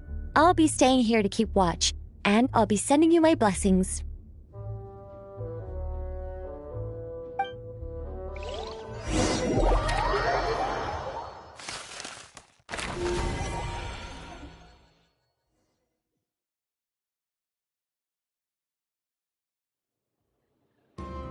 Be silent.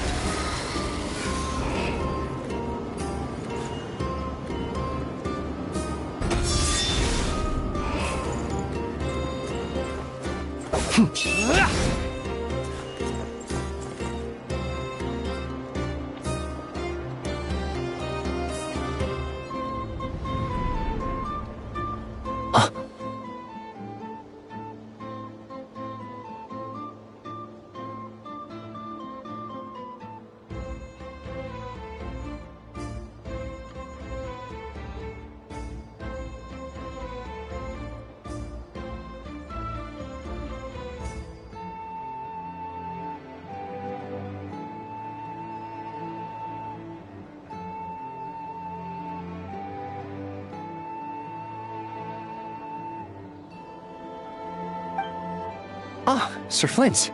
Perfect timing. I just arrived myself.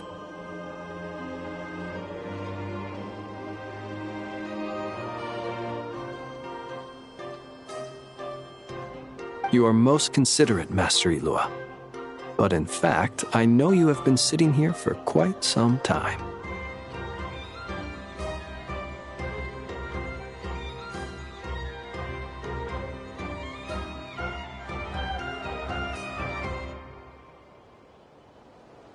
If you saw me, why didn't you say something?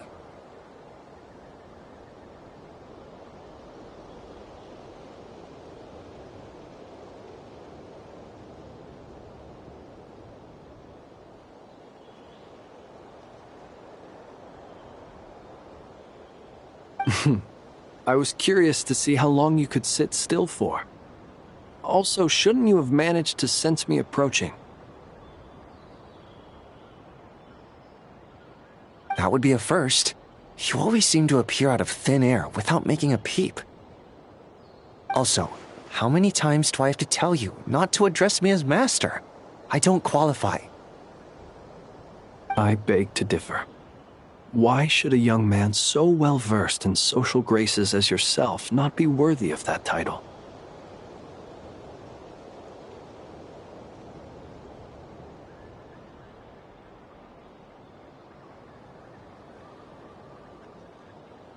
Please, Lord Flint's... Sir Flint's. I'm begging you, don't flatter me into complacency like you do with everyone else.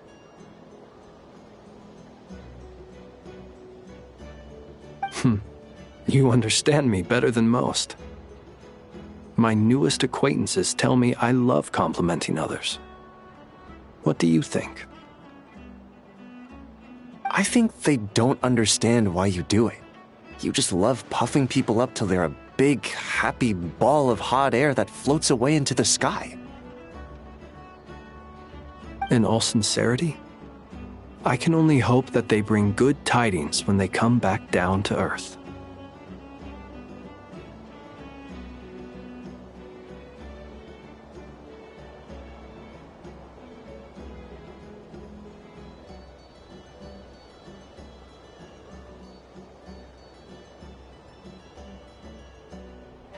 Is the situation that bad?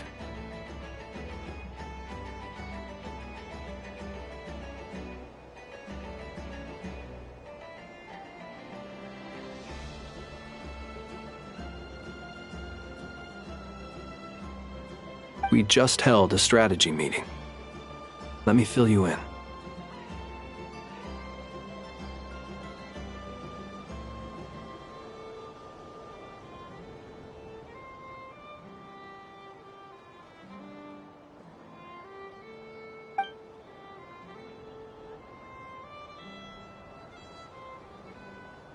In short, we need everyone gone from Pyramida. We also need a team of Lightkeepers to scour the more remote regions of Nod-Krai for civilians to evacuate.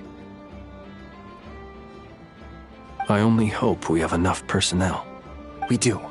Old Man Nikita will definitely help, and we can recall anyone out on patrol to focus on this instead.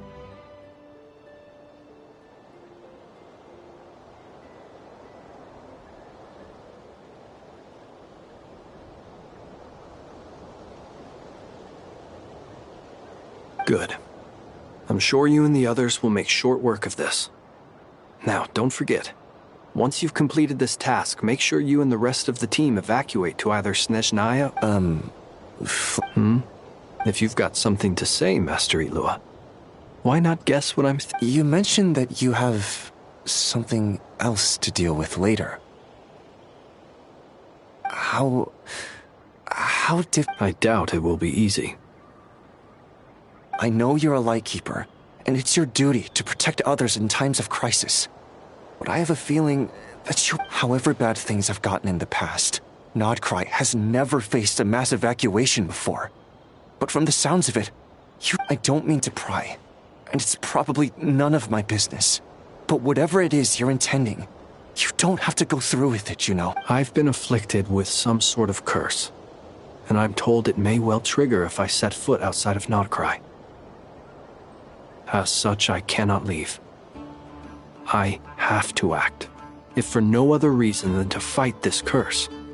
What? No. Why? Why would anyone want to curse you? There are plenty of people out there willing to trample over others in pursuit of their own goals. Frankly, Sir Flint, I am furious. You're making light of what is an incredibly serious situation. Indeed I am. And? And what? I told you, I'm furious about this. Nothing I can do about it, I'm afraid. Things happen, and we just have to deal with them. If you find yourself feeling angry, perhaps start by drinking a bit. Hey, you mean you're completely unmoved by my anger? I'm devastated. Then allow me to express my sincerest regret. Come by the lighthouse sometime. We'll catch ourselves a few fish, have a little barbecue, play some cards, and bask in the sun.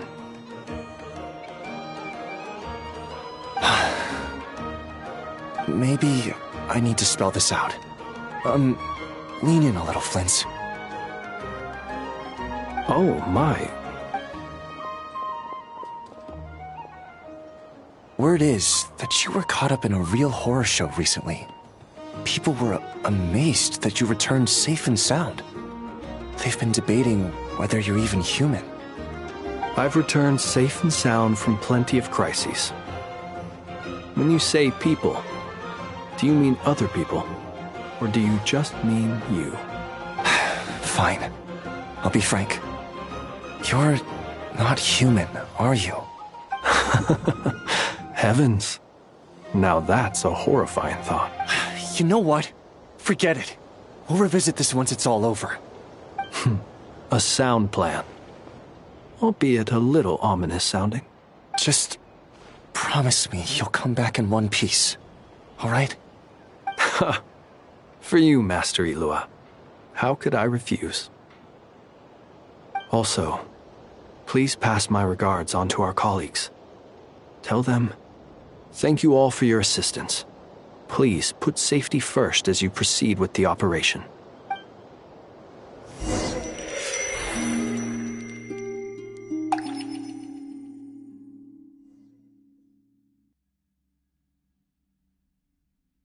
I have to keep searching for a path toward reality.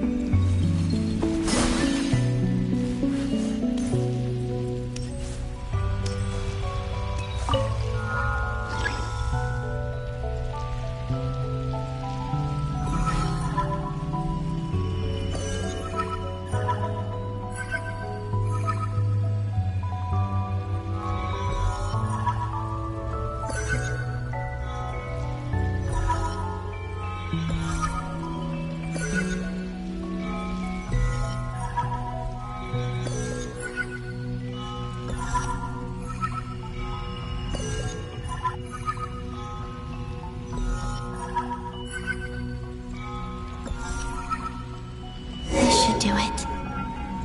The last 2 times I tried to influence reality in this space, it consumed a lot of Kuvaki. I'll try and be more careful this time. I need to leave key clues behind using less power. I hope everyone still remembers what I said on Moon Prayer Night.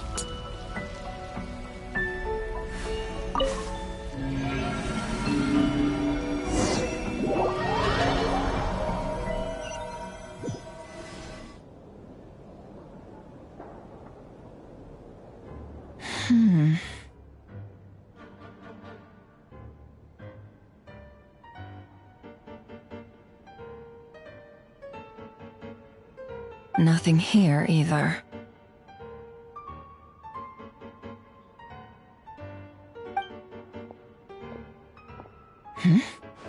Flints?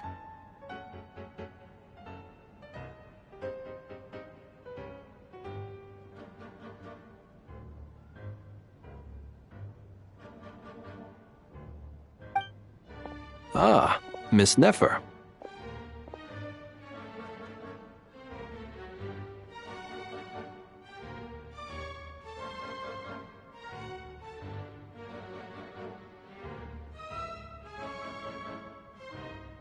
What are you doing here? Unless... I just spoke with Itlua about arrangements for the search and came for a walk nearby.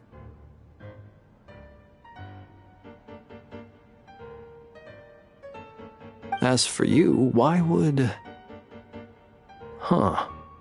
It appears we think along similar lines, and neither of us likes to accept things at face value.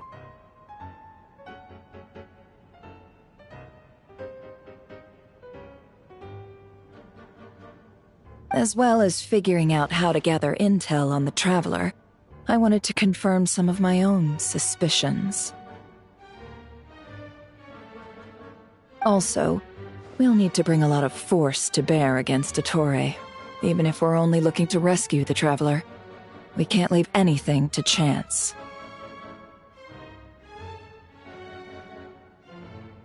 You don't think Columbina perished either, do you?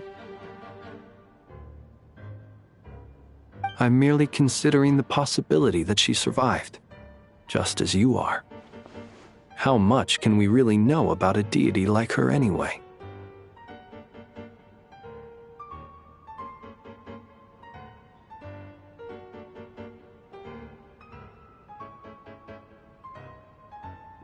Do you remember what she said on Moon Prayer Night? About using moonlight to send messages to us? Of course. I think that's why we're both here. Where have you checked so far? I've been focusing on the outdoors. Anywhere the moonlight shines. I checked most of Nasha Town, but didn't find anything. I checked the Curatorium of Secrets, and a few rooms where I thought I might find some leads. But no luck here either. The only places I haven't looked yet are the rooms in the flagship. But process of elimination isn't the only thing that brought me here. Oh, really? After all that build-up, our mystery ally never showed up even once! Huh? Am I imagining things?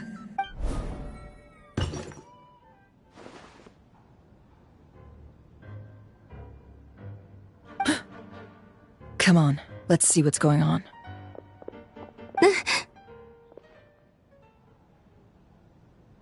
Oh no.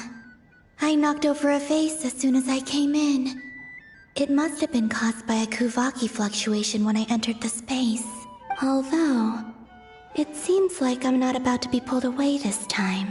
It looks like as long as I'm careful with my actions, it doesn't count as influencing reality.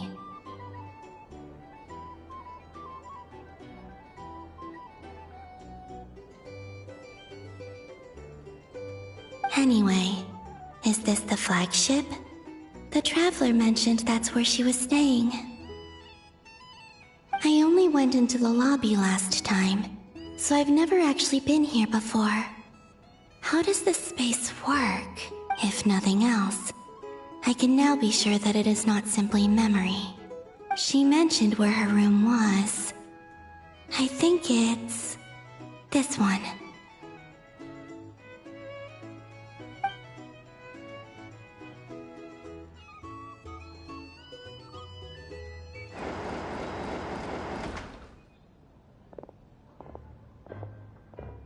The door is closed. But if this is anything like when I disappeared, then maybe...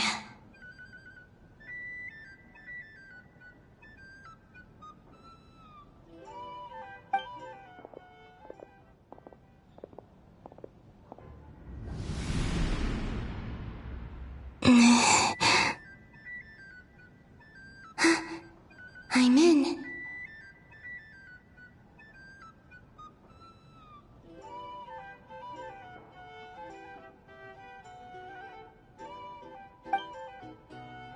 She and Paimon aren't here at the moment.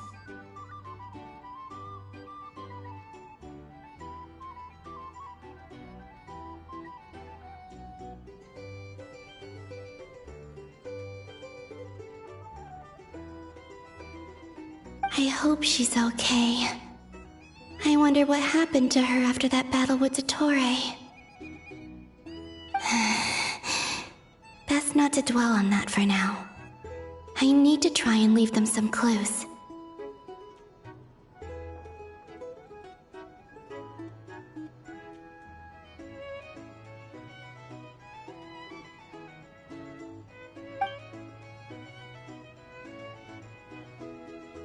Please, Traveler.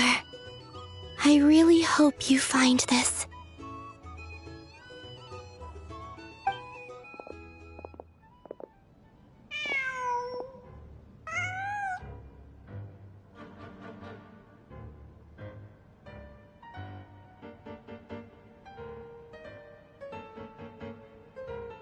Huh. Just a cat. Nothing else here strikes me as noteworthy. Didn't you stay here for a couple of nights once? Before Rerir showed himself, yes. It's also where the Traveler and I first met. Did you notice anything unusual during your stay?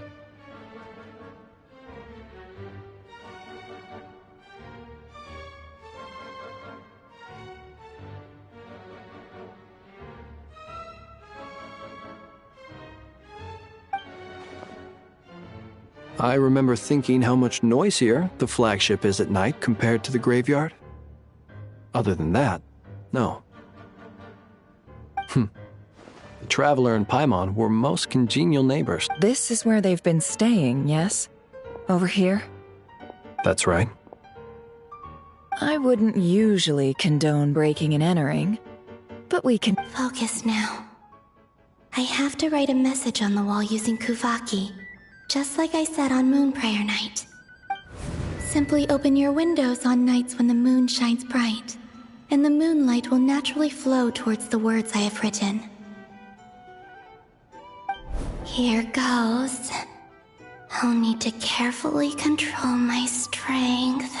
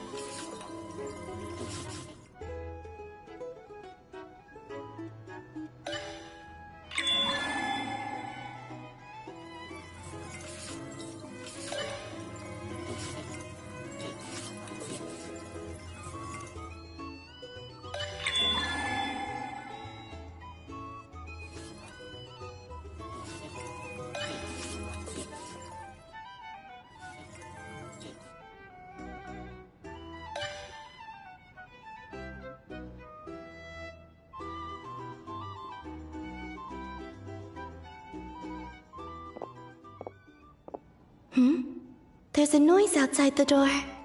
Is she back? Please, you have to see these words.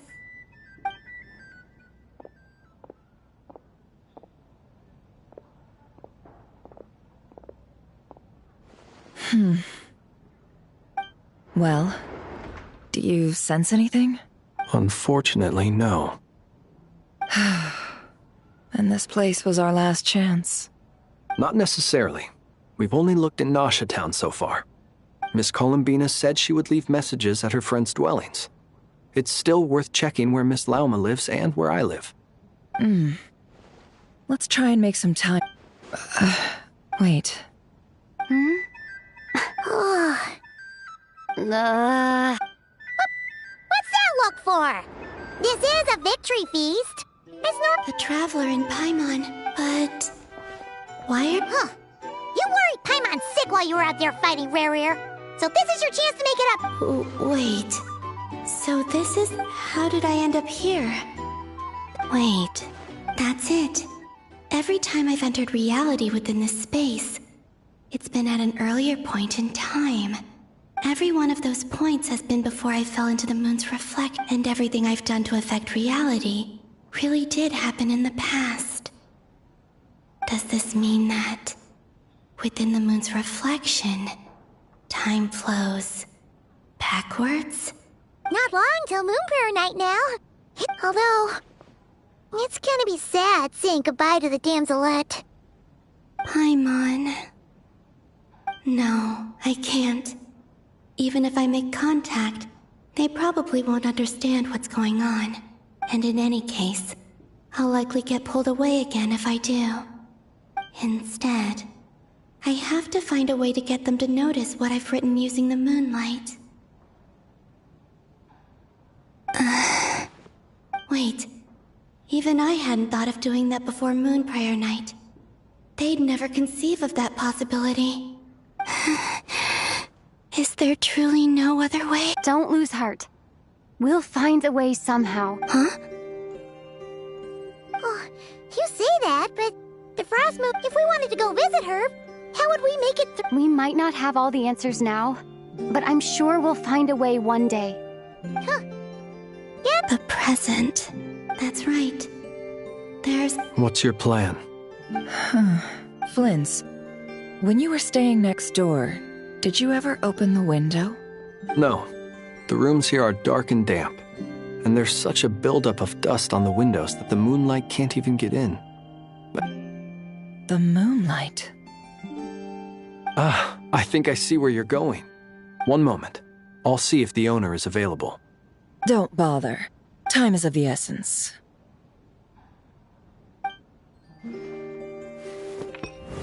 Time. Even if no one sees what I've written at this moment, maybe someone will remember what I said after Moon Prayer Night. I need to write down as much information as I can.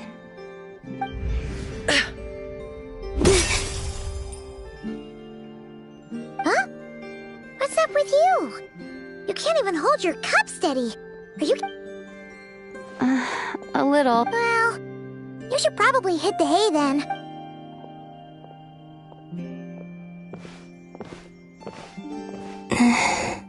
You truly have. You helped defeat Rerir, helped me reclaim my name, and you helped the others organize Moon Prayer Night. Wherever you are right now, I'm sure you're still fighting. This is all I can leave for them.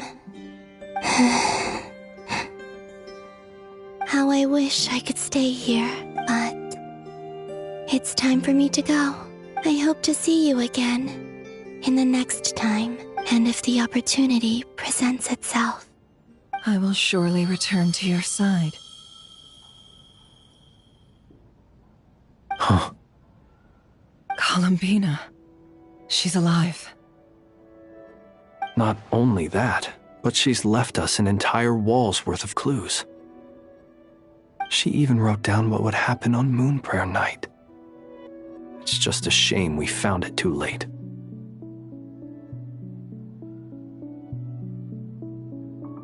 I am here. Time in this place flows backwards. I am constantly moving forward. It sounds like she's found a way to influence the past using Kuvaki. But her future is our past.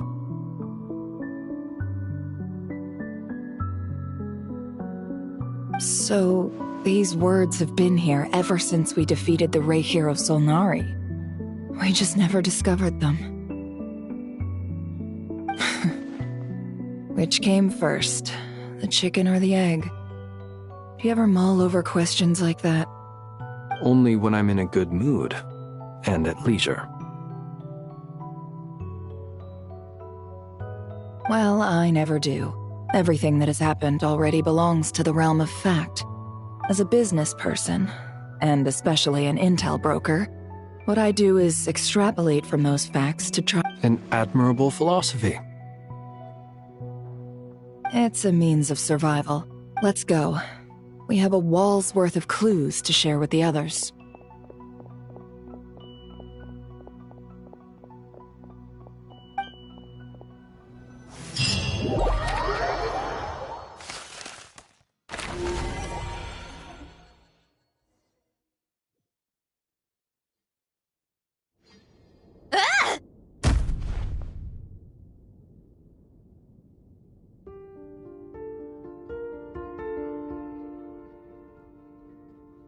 It appears that the doctor's energy signature has changed to something similar to Kuvaki, but not like the Kuvaki we're used to.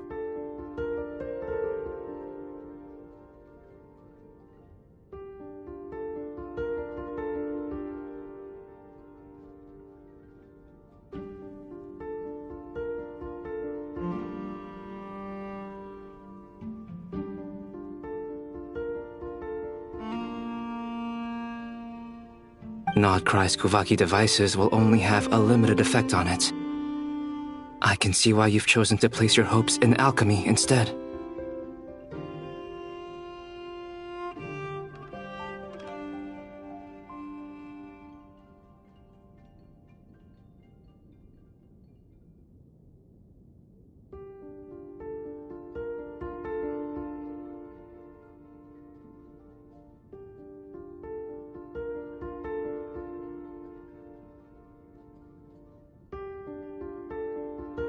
Also, I must say these books are rather profound.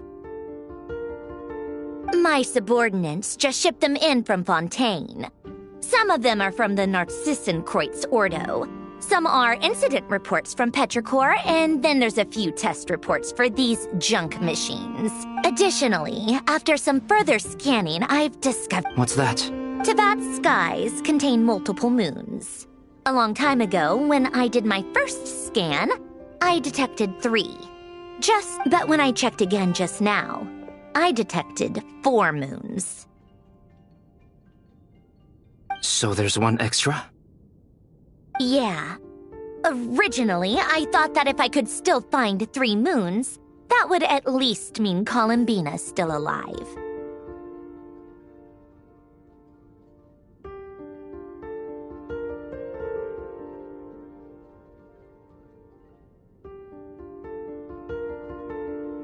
But then it occurred to me that apart from the frost moon, Teyvat's moons are just husks.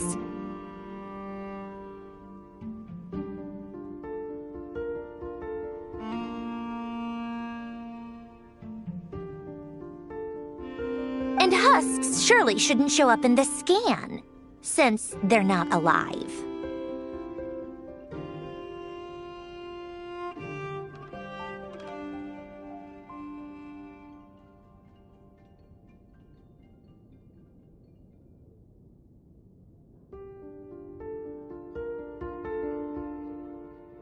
It's weird, isn't it?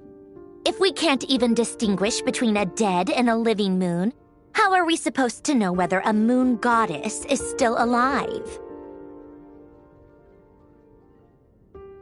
Or does this mean that the moon marrows are equivalent to the moons themselves?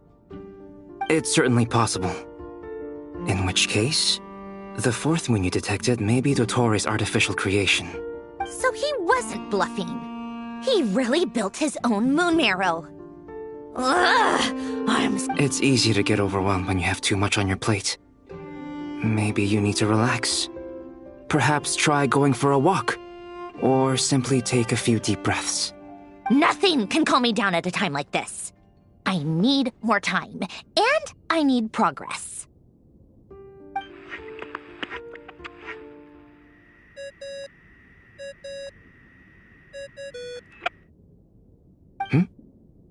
It's Mr. Flynn's.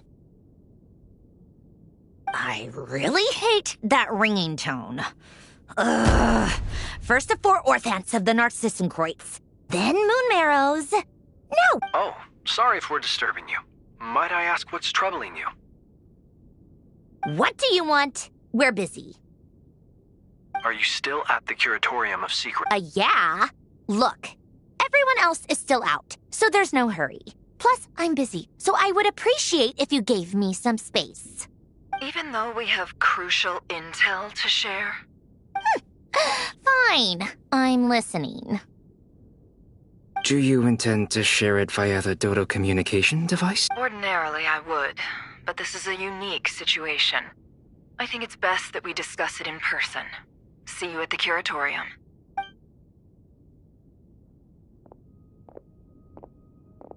All right then. So, what's the situation? The rest of the team is still out working on their missions and evacuations, but we've decided to fill you in on the most crucial information first. Sandrone, you were right. Columbina is most likely still alive.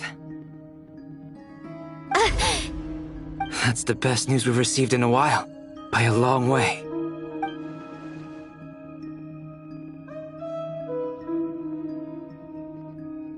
Random locations. Appearing in reverse order? Are you serious? So not dying isn't enough for the moon goddess, huh? She has to show off too. Anyway, does this mean we can deduce her condition from the moon marrows? Miss Sandrone, there's nothing wrong with simply admitting that you're happy to hear the good news. I'm not. And she's the least of our problems. We're facing a huge crisis. If she can't control the flow of time in there, she's just gonna keep moving backwards. Different points in time won't intersect, and she'll never find a way out. Let's say life begins with a drop of water. When did time begin? The moment this planet came into being? No, that's not right. Her final destination would be the moment at which the space she is in was created.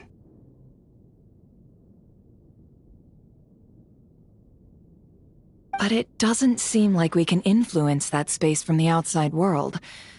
So how can we help her? Also, if she's alive, Rerir and Thalindis might be too. But as far as we know, neither of them have come back out. I'm afraid I must concur with Miss Nefer in this. Can't exactly argue with that. Let's leave it there for now. I've taken notes on everything you said. Will it help with your research? I doubt it's gonna help with breaking Dottoro's energy fields. But who knows when it might come in handy. Better to have it all written down than try to remember everything when I need it. All right, I need to get back to my research. Mr. Albedo has made a lot of suggestions that will require my undivided attention. Sure, I'll stay here. I have things to work on.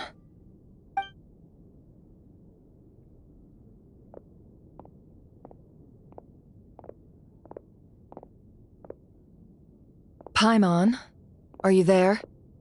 Oh, right. She went with Varka to Natlan, didn't she? Good thing we've moved her and the Traveler's luggage in here. Speaking of the Traveler... Paimon here. Not in at the moment, but if anyone needs to borrow her stuff or the Traveler's, go ahead and help yourself. Also, Traveler, if you get back before Paimon, make sure to get some rest. Paimon misses you a lot, but put your health first, alright? How sweet. Well, since you offered, Paimon, this is the Traveler and Paimon's luggage. All the items they used, it's well organized. I wonder which of them is responsible for that.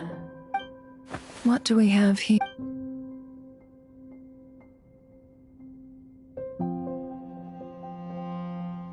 The camera captured a special moment that can only occur between people who are close to one another. You can really sense how the photographer feels about their subject. I wonder why this picture was placed outside. Is it because Paimon recently looked at it?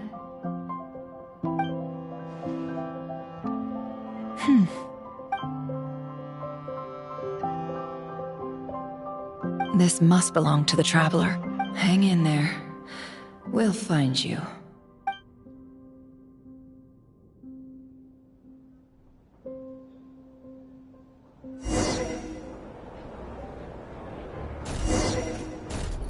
Colonia. Search keyword world formula and bring me all relevant books.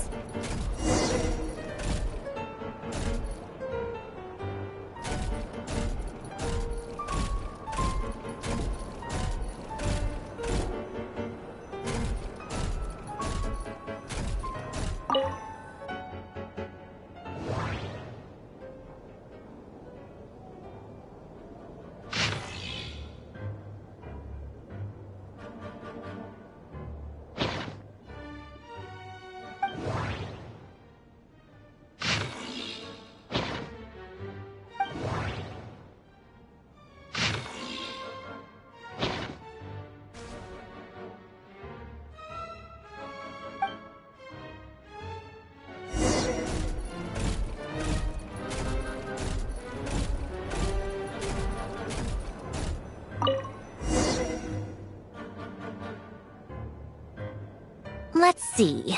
This one is... I believe that the correct term for this is Fortuna. This was an ancient Romorian technology, a wisdom unparalleled. I never imagined that Romorian ideas would be so similar to the diagram I have named, the world formula. This is strong evidence that human civilization should gradually shed possibilities as it continues to explore and evolve. The sparks of civilization shall run out, unless we consider introducing variables from outside the system.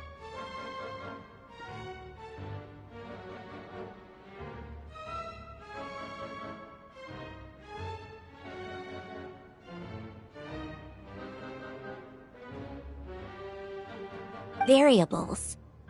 Surely that can only mean one thing.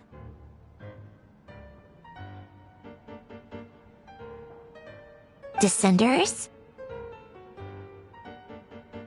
Dottore likely captured the Traveler because of her Descender status. But the Three Moons' authority comes from the world itself. Where does this variable factor in?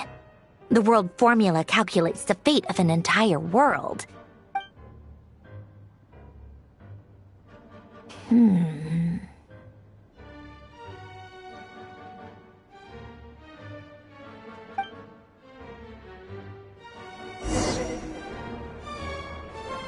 Colonia, search keyword pathway and bring me all relevant books.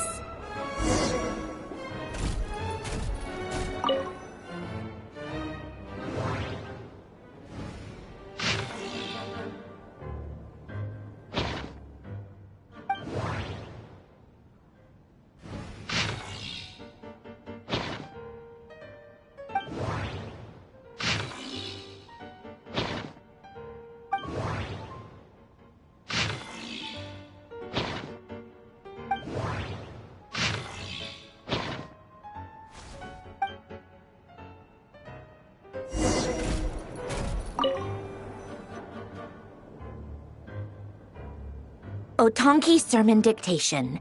Explications on the chemical marriage. Observe and compute the pathway displayed in the guidance diagram.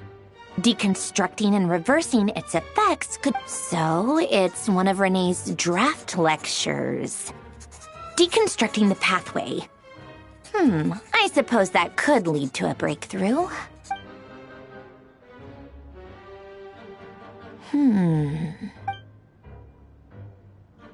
This is so long. This guy sure loves showing off his knowledge.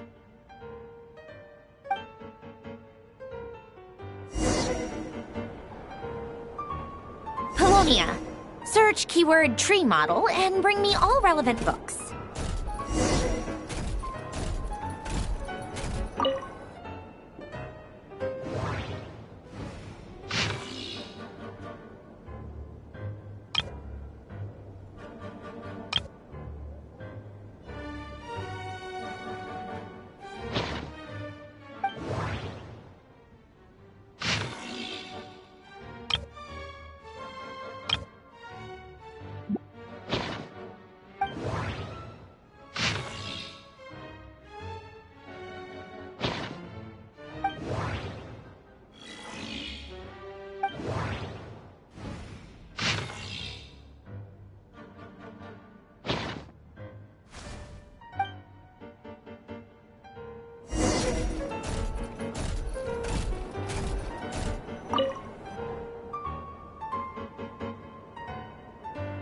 Most of the experimental devices proposed by the Lilia Crucis Ordo are built based on the simple and basic Lilia Crucis.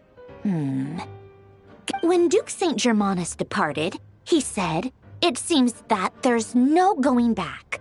Alas, he is only a genius when it comes to machines. In all other things, he is but ordinary. Excuse me? I'm sorry. That's just ridiculous. What kind of great Detective Herlock, the alchemist and the clockwork saint? Still, the author swears that they knew Renee well. Whatever. I guess it's not beyond the realms of possibility that Renee would say nonsense like memory, wishes, souls, and persona.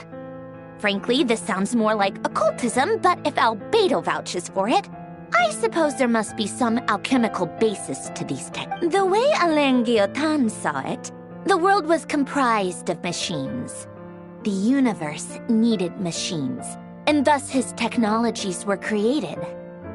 That's why I was born. René, his full name was René de Petrichor, if I recall correctly. Sounds like he and the town must be intricately connected. That place was also the source of most of our information regarding Remurian civilization. Seems like some of his projects were based on their technology. The cutting of souls and storing them in vessels. These seemingly unrelated techniques underpinned René's research. Assuming that the 4 orthants correspond to alchemical categories, the chemical marriage model? Alain would have scoffed at that. He never would have let those theories or parameters anywhere near his mathematical formulas.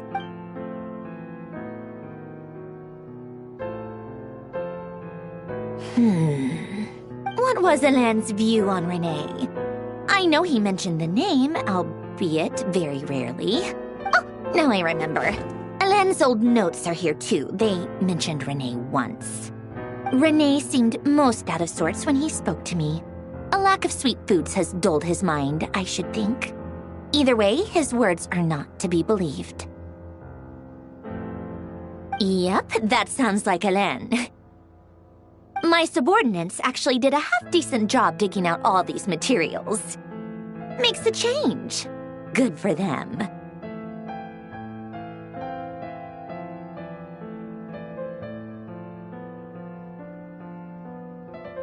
Some of Alain's old files are completely consistent with these records. He must have gotten them from the Tower of Gestalt. He may have kept them, but he never even attempted to use them. Didn't believe a word they said. Come to think of it, Renée's world formula was filled with calculations of constants. As for Alain... it's been too... What would he have said? A guy like him, fervent believer in machines, but not headstrong enough. The world can be changed. It is worth persevering. Yes, that's how he used to think at least. He created that procedure to save this world. Yet the scale of the world's fate proved too enormous. The result was beyond his ability to calculate.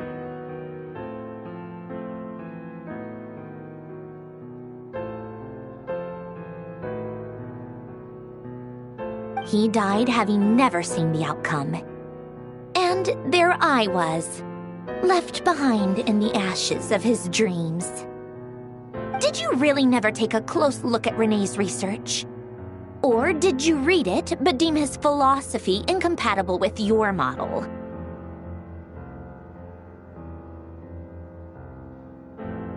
The very thought of trying to incorporate his ideas probably made you feel sick to the stomach. Well, don't worry, because there's a whole new category of lunatic in town. Next to Dottore, every other madman looks sane.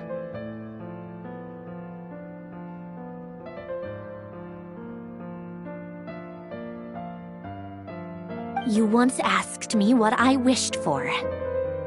Should have asked him instead.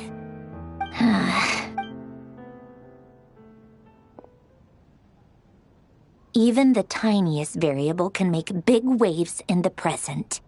Now then, allow me to put these incompatible First, establish and verify the existence of the Great Circle.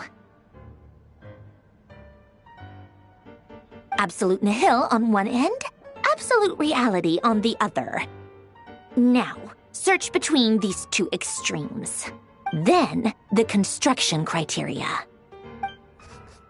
Variables. The sparks of civilization shall run out unless we consider introducing variables from outside the system.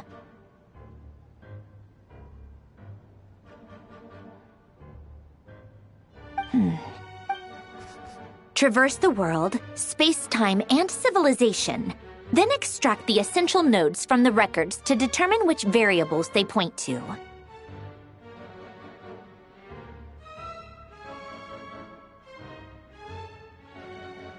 The primordial power that differentiated itself from the void. The power of light. Yes, light.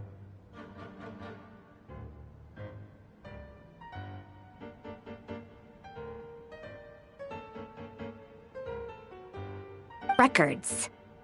Hyperborea. This is so horrendously complicated. After all that, I'm still How do you think it looks, Polonia? Like the frenzied scrawlings of a madwoman? Fine, keep it to yourself. It's not like you can talk anyway. Oh, I jest. But true madness does often start with trying to save the world. What would Arlecchino and Columbina think if they saw this incomprehensible hen scratch? So would Rosaline. She's been dead for a while now. When I close my eyes and think back, I can still see her face. And that enormous dress she used to wear. Such a bizarre choice. What possessed her?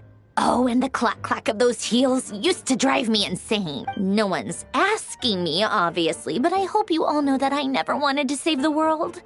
I'm not crazy. I don't have delusional ambitions, and that's a clinical fact. The world needs a solution, but I don't need the world's validation. It's the world begging me for answers, not the other way around.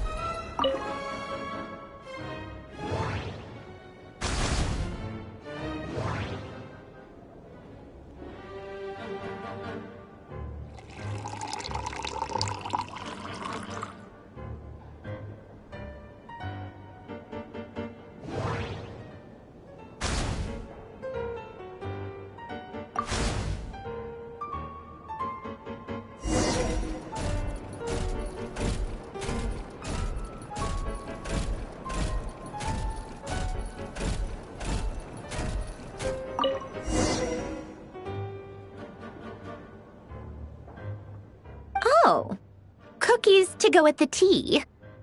Let's see. They must be from that person who brought those documents. I see they're from Hotel de Boer. Something's written on the box. We are proud to present this homage to the Fortress of Meropede's fun-filled mill collection system. Sounds like a dumb gimmick to me.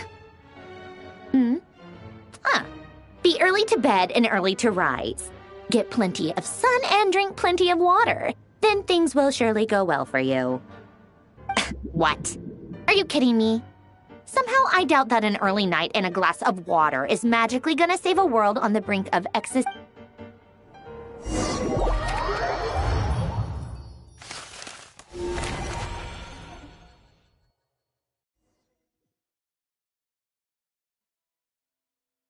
Lady Arlecchino, word has reached us that Lady Marionette's troops are all in position. They are ready to act as soon as the order is given. Excellent. The only thing is, they are fewer in number than we expected. It looks like many of them must have lost their lives at the hand of the monsters released by the Doctor. Can't be helped. Allow them to join our ranks, and keep in contact. As you wish.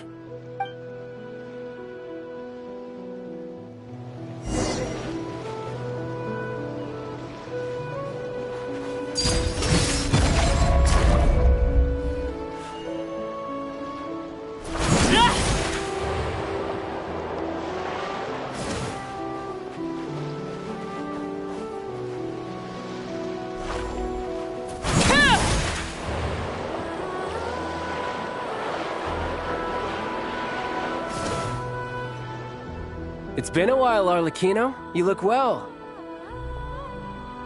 Did Dottore really have to build his lab right on the sole path between Snezhnaya and Nod-Krai? Had to go on a huge detour to stay out of its line of sight. Sounds like an arduous journey. I assume you've... Of course, all part of the job. Firstly, the Tsaritsa has authorized Fatui Internal Affairs to review Dottore's case. They will reach a formal verdict on whether he has turned traitor and whether he poses a threat to Snezhnaya.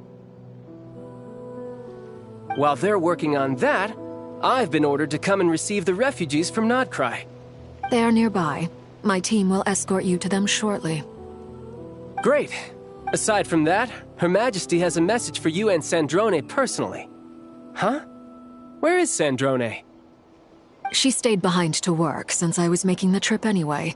It seemed sensible to have one person on standby at base while the other came out to meet you. All right, guess that's just how she rolls. In that case, tell her that the Tsaritsa's decree this time is pretty awesome sounding. Still, I wonder what... Wait, what's that? Did one of our troops turn into a monster? Take him out.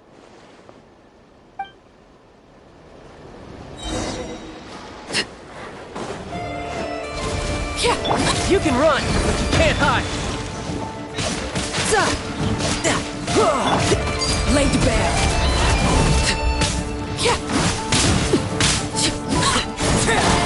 Everlasting as the moon. Transfixed. Pitiful.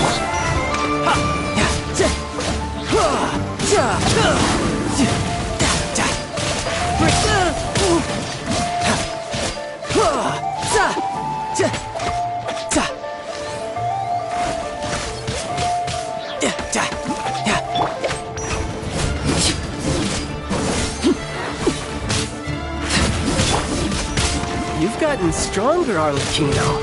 Nice. Stop that right now.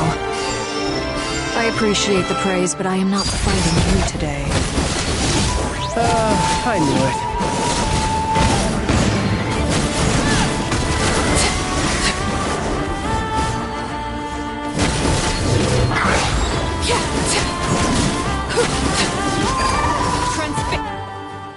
I can't believe it. He was a living, breathing human one moment. Another fine piece of work by our dear colleague. What in the world has been going on in Nod-Krai? A lot. But long story short, Dottore stole 2 moon marrows that should have belonged to Columbina, then built a 3rd moon marrow of his own to concentrate the Trilunar Authority. What? What do you mean he built a moon marrow? People build roads and houses, not moon marrows. What's his next DIY project? He's gonna build a god? You could stand to be less surprised. We are harbingers. The work we are engaged in makes the creation of gods seem mundane by comparison. I tell everyone who asks that you once crossed swords with Rex Lapis while serving as a key supporter for Rosaline's plan. But right now, you're acting like a common adventurer. Thanks for speaking up for me. Those 2 really took me for a ride back then. Then again, surely no common adventurer would manage to get tangled up with them the way I did. That's gotta count in my favor, right? It almost sounds like you wish to repeat the experience. I might have to lower my opinion of you. No. I'll stop talking. Dottore is currently still experimenting with his newfound power in ways that continue to corrode the outside world.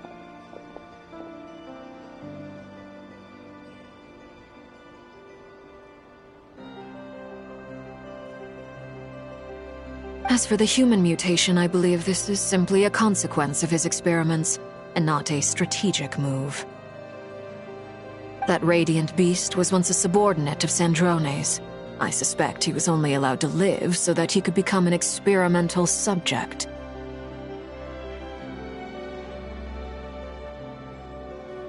Also, those of us who fought Dottore have been afflicted with a curse. As such, I cannot leave Nod-Krai.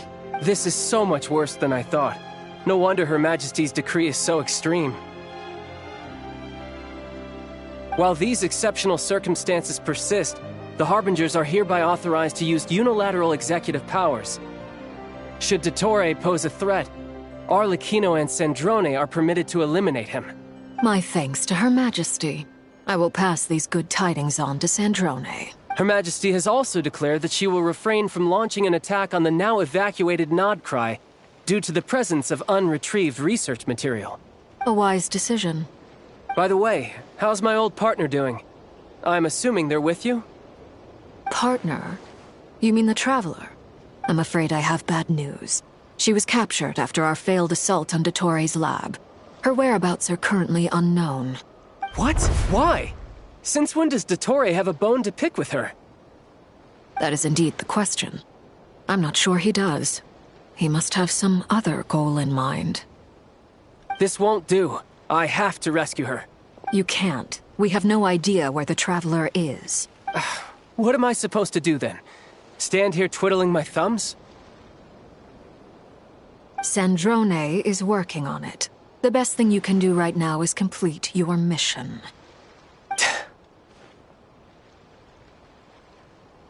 Fine. I guess I'll leave this to you then. One last thing. Tell the Rooster to get the message out to the gods and citizens of every nation in Teyvat. Beware. An uncontrollable pollution is spreading forth from Nod-Krai.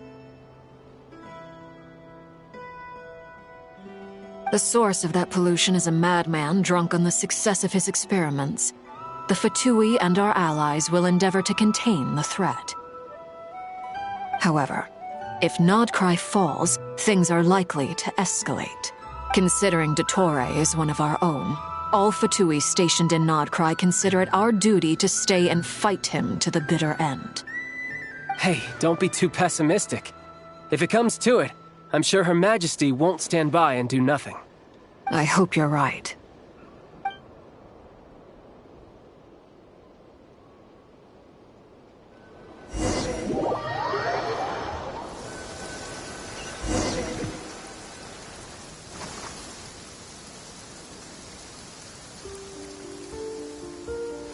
You're right on time. Thanks. Hey, do you think I'll get that gliding exam exemption? I made sure I was on my best behavior in Mondstadt. I landed well outside the city and walked in through the gates. I'll help you apply, don't worry. For now, let's see what we have here. What are the doctor's energy fields even made from? The usual attract and repel principles that govern Kuvaki don't seem to apply to them. They are very mysterious, but ultimately, they appear to be comprised of energies from the three realms. Thanks to research by Master in the Hexen Circle, we know that Teyvat's 7 elements are derived from the more primordial power of the Light Realm, which is antagonistic with the power of the Void Realm. Since you have the power of the Dragon Durin within you, I'm sure you can already tell that this energy field contains no abyssal energy. That's true. It's not abyssal energy, it's something pure, wild, and untamed. I've been thinking about something. Do you still remember the device that Dory supplied from the Academia when you and Miss Columbina fought Reria?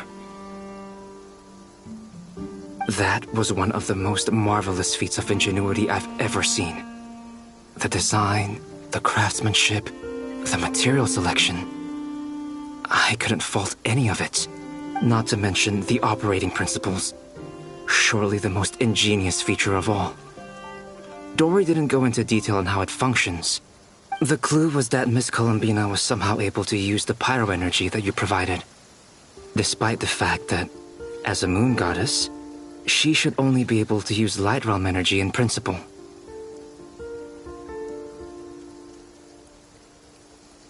Now, all elemental energy is, of course, derived from Light Realm energy to begin with. Hence, I suspect that the device works by restoring elemental energy to its original state. This presumes a theoretical model of the 7 elements akin to that of light refracted through a prism. Perhaps it is no mere analogy. Maybe there is indeed a prism in this model. I almost wonder if the idea for the device was conceived based on direct observations of said prism. It would explain how such an ironclad design concept was achieved. It is at once a masterwork of engineering and a groundbreaking application of the Academia's latest elemental theories. I suspect only Lesser Lord Kusanali herself could have devised such an ambitious technology. But back to the energy field before us. If this is pure light realm energy, its relation to elemental energy is one of integration versus division. Or you could say that the former contains the latter. Could this mean that elemental energy can dilute the power of the light realm? Should we give it a try? We should.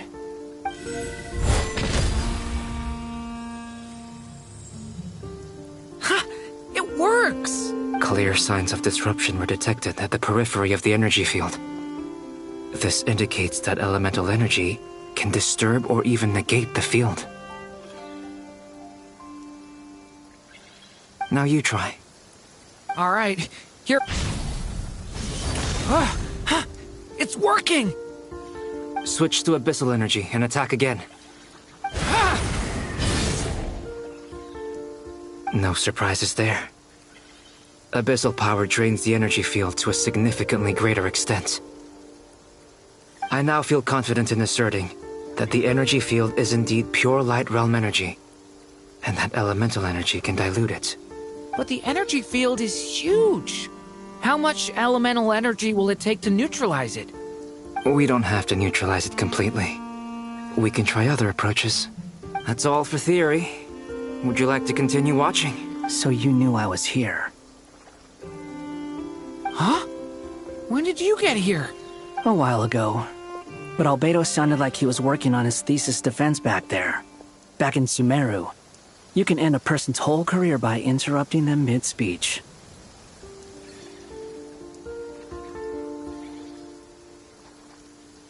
Very thoughtful of you. I'm truly touched. Could I ask you to lend me a hand?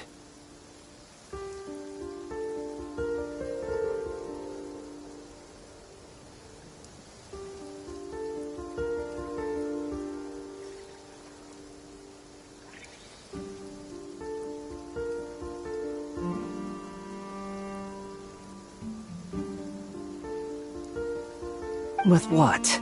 A little test. Try using Anima to unleash a concentrated assault with circular blades, with the goal of breaking through at a single... Nice! This time it tore through the field. Tremendous. This is a major breakthrough. Should we go through?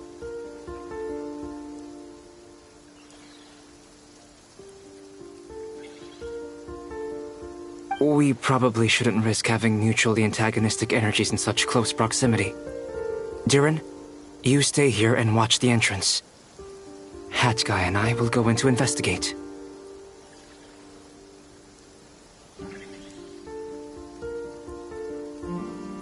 Sounds sensible to me. Keep your eyes peeled, Durin.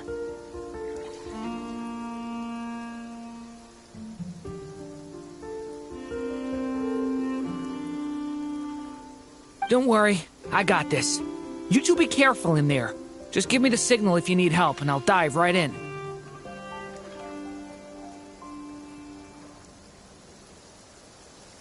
What do you mean, signal? It's based on a new alchemical concoction I developed last month. When 2 bottles of it are smashed on the ground together, they emit a blinding burst of light. If it comes to that, remember to shield your eyes with your hat.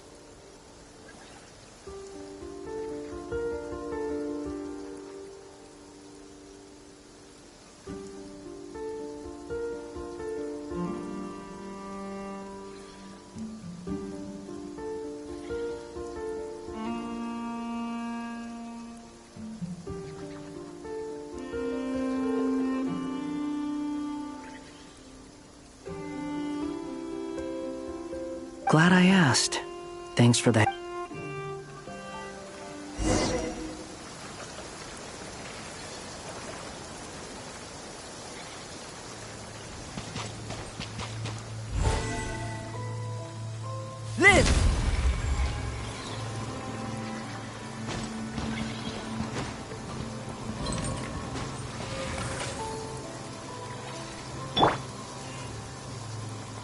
wind rises. Ha!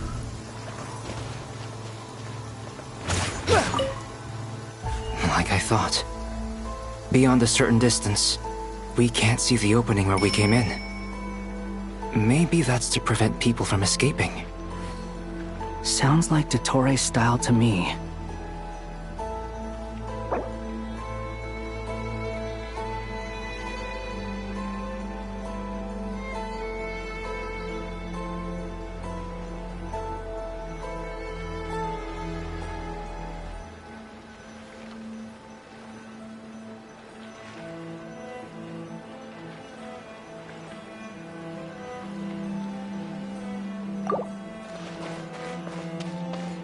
Much has changed.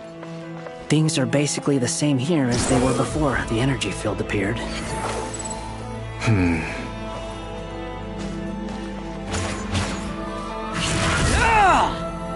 The wind rises.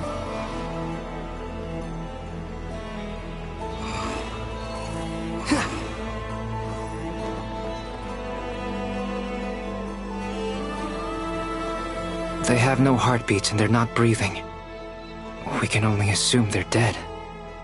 But there are no visible wounds. Also, there's an animal squatting next to each body. It's watching us. That's not an animal's gaze. What are you trying to tell us? Doesn't seem eager to talk. I guess maybe it's just an animal after all. Let's keep looking around.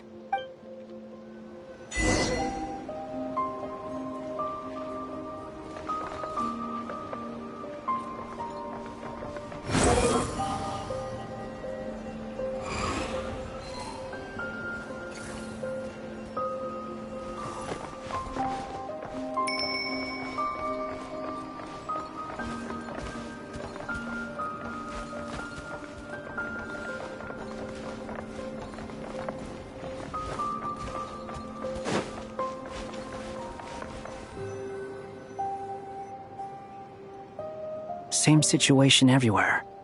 Not a living soul in sight. Just countless bodies with animals standing watch over them. Well, I think we can safely rule out the possibility that they're all pets.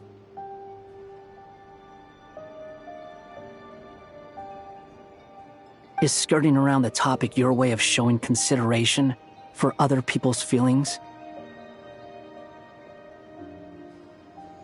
Just being cautious.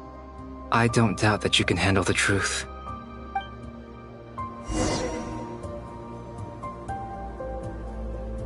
Behold!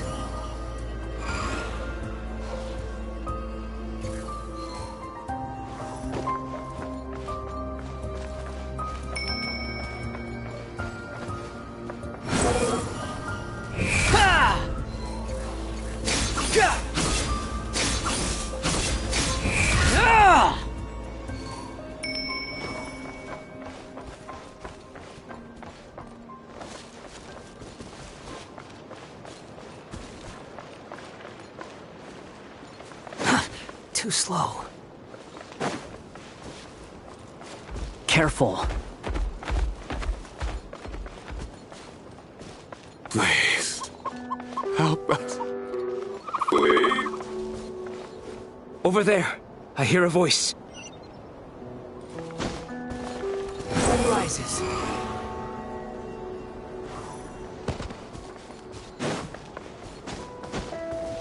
Quit following me. Behold!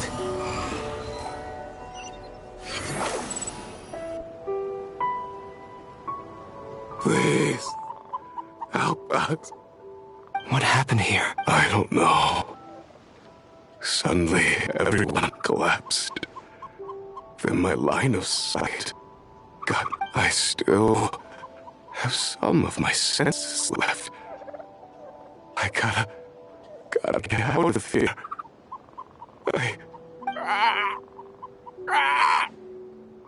It looks like there's a huge experiment going on inside this energy field. Maybe each energy field is its own giant experiment. Vile. He's swapping human minds with those of animals. Even without the other circumstances, this would be an extremely radical experiment. Those people may have lost their sense of selves, but they are not fully animals either. If they were, they would have left.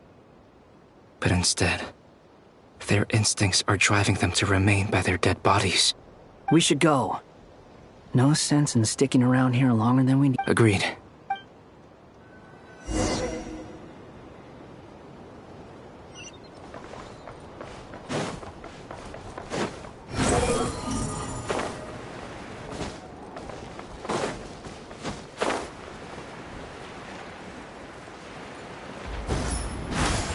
The wind rises.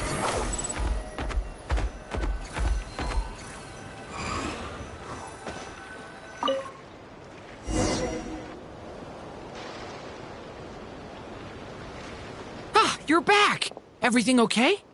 We saw some things that take a strong stomach. Otherwise, we're fine. We should share our findings with the others.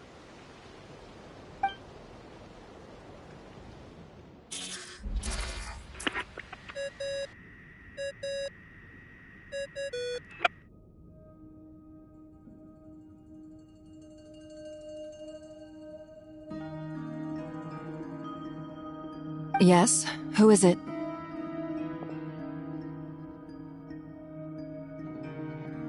Miss Nefer, it's me, Albedo. We found a way to break through the energy fields.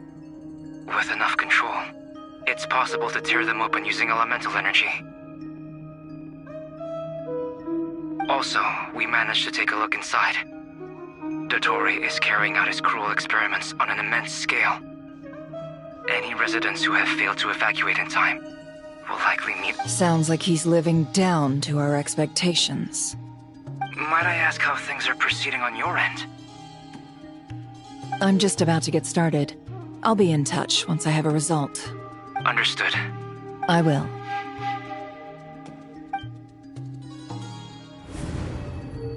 Well, Nefer, I'll link up with you once my tasks are complete. What makes you think I'd need you to do that? I'll need it. And considering the way you approach certain matters, I think you'll be better off with me present.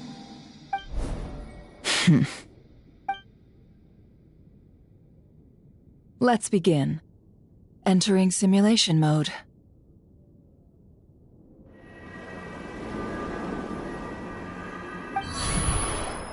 A vast wasteland. Is this the Traveler's inner world? I was expecting something more vibrant, to be honest. Wait, someone's there. What are you looking at? In that case, I'll look at it with you. I want to know all about everything you've seen and experienced. Is there somewhere I should return to? Or should I stay here and be the hero everyone says I am? I don't dislike my current life. Roaming the land, fighting battles, accomplishing missions, earning a living, looking after Paimon. I guess the only thing that's missing is that you're not here with me. This is the conscious layer, which contains a person's true feelings. It is filled with both longing and kindness. I suppose anyone who lives long enough ends up wishing for someone who can't be there. Maybe... Time to delve a little deeper.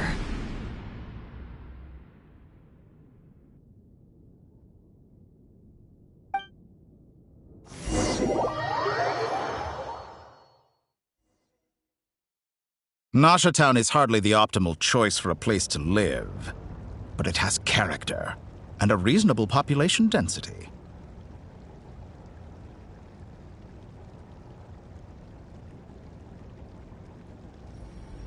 What are you trying to say? Oh, don't be nervous. I was just thinking where might make a good starting point for your journey. Perhaps I should send you further afield. Conria, perhaps. Conria ceased to exist long ago. Once again, you fail to understand the possibilities that the Tri-Lune creates. Anything that has existed in the past, I can now recreate. You simply do not wish to see that happen. That might be because you miss your sibling and fear getting answers that you are not ready to learn. But this is not for me to judge. If we are to collaborate, we need to maintain an amicable relationship. In a moment, you will be able to...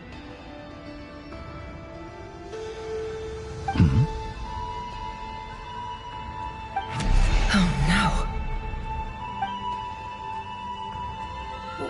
What are you...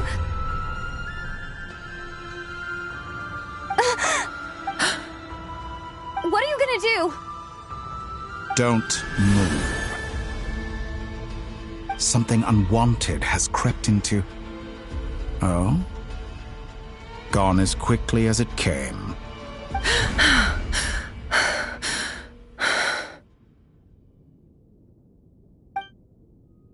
Did you save me?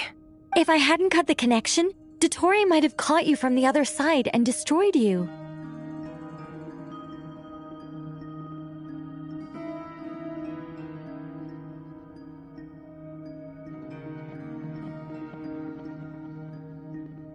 This was a good idea, but once is plenty.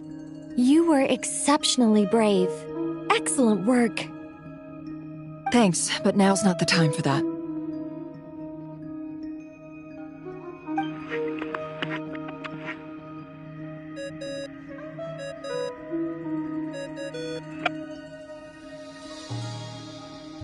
Albedo speaking. I think I know where she is. What is this endless darkness? I can't see anything, even though my eyes are wide open. What happened?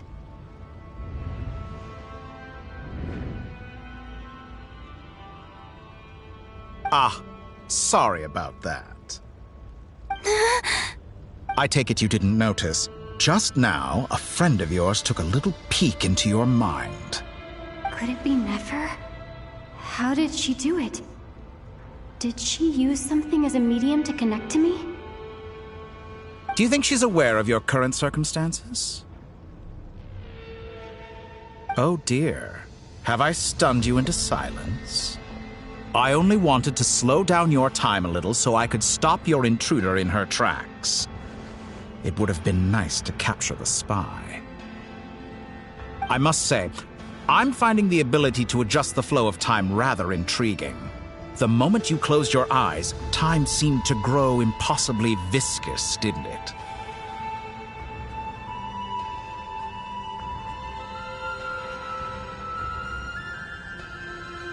A whole month passed before you opened your eyes again, but only for you. No one else was affected. I dare say this is something only a god can achieve. Point taken. You've proven once again that you have god-tier powers. Oh, you misunderstand. This wasn't about proving a point. I was testing things out. I find I learn best by doing, and I have to admit, time is not the easiest dimension to control. I only wanted to make you sleep for a short while, but it ended up lasting a whole month. Clearly some finesse is required to wield the authority over time as I wish. I hope you're not angry with me. It was only a month's discrepancy, nothing too serious. Had I been off by a year, a decade, or even a century, that would have been quite a different story. You could have frozen me for millions of years. So much for collaboration. You aren't showing much sincerity. Millions of years? To what end? I wonder if you don't understand humans all that well.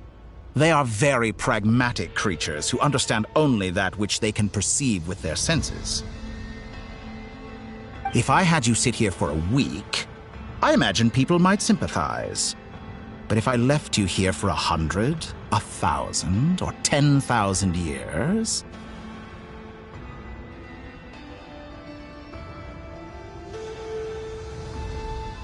The sheer size of that number would cause it to lose all meaning to them. They would not have the capacity to comprehend your suffering, and thus they could not empathize. Unfortunately, while gods do exist in Teyvat, it is ordinary humans that account for most of the population.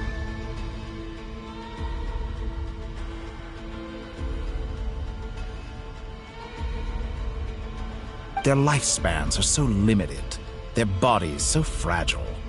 Did you ever really hope that they could begin to understand someone like you?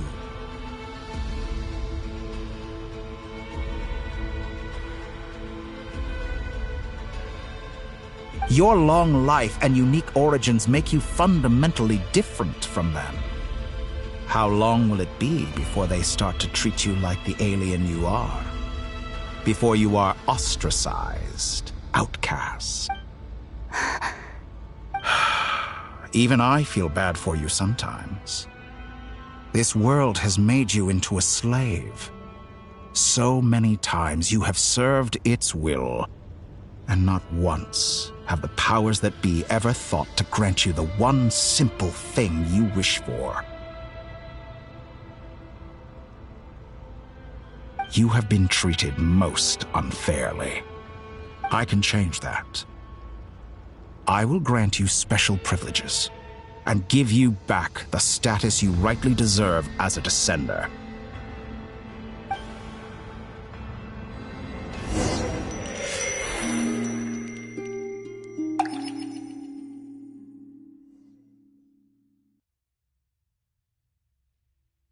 I've entered the past 3 times at this point, but I still have so many questions.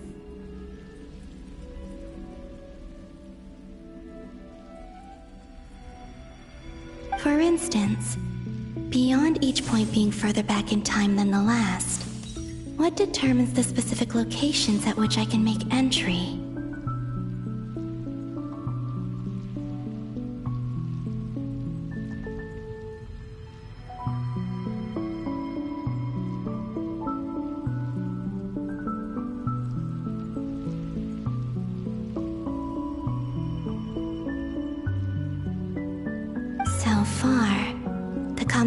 Linking all 3 scenarios is that the Traveler has been present.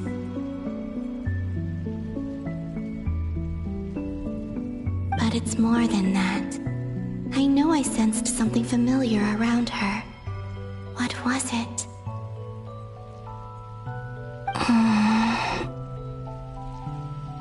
I'll keep this question in mind as I carry on.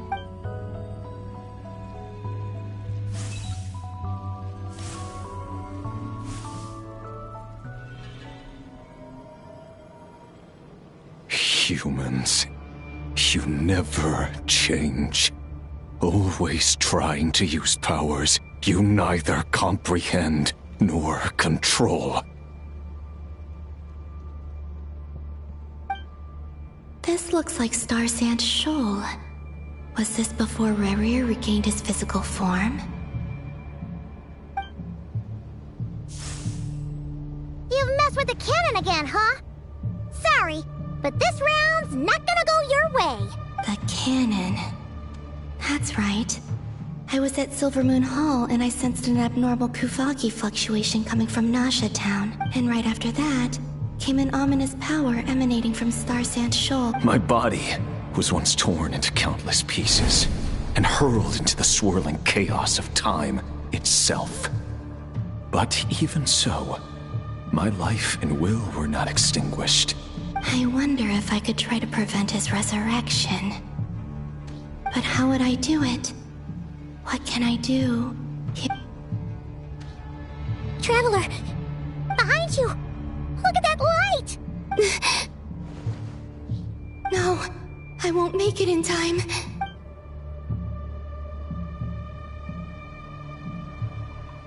She's using the Kuvaki shield like I taught her. Is she gonna use it to block the cannon's beam? She's strong. I'm sure she can manage. But the force released when the beam impacts the shield might lead to collateral damage. Easy Island. The Frost Moon Scions will be exposed to lethal— A question, if I may. Kind Miss Columbina. When the cannon's Kuvaki beam was deflected earlier, I saw several bolts of energy streak toward Hisi Island, only to be blocked. Maybe that really was me after all. Well, future me. Sigi sato pasa sax, niti ipotufutos. There's no time. Osestikos paratin tiran to risu iku, topir to aithion feraton. I have to make it. Oh, Frost Moon. Oh, great land. Oh, slumbering moonlight of Nod-Krai. If you can hear me, if you can sense my call, then please, heed me once more!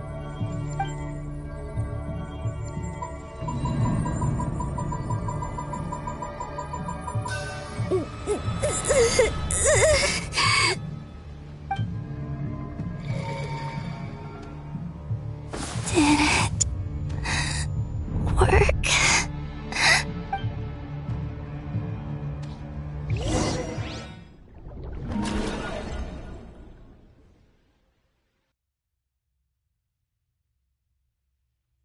Hey, wake up. Hey, did you hear me? Call him, Bina. I said wake up. Oh, good morning, Sandrone. It's 3 in the afternoon, actually. And could you kindly not use my quarters as your personal nap room next time? Aw, but I feel so safe here.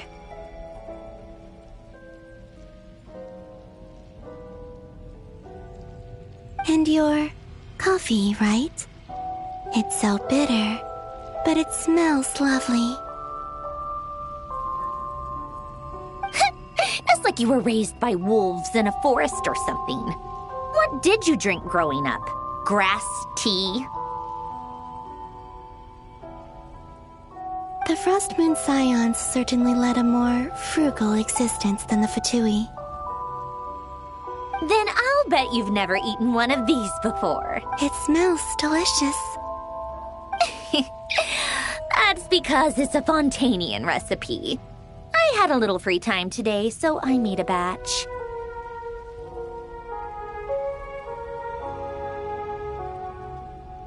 Rosaline will be here shortly, but if you really can't wait, I guess you can go ahead and...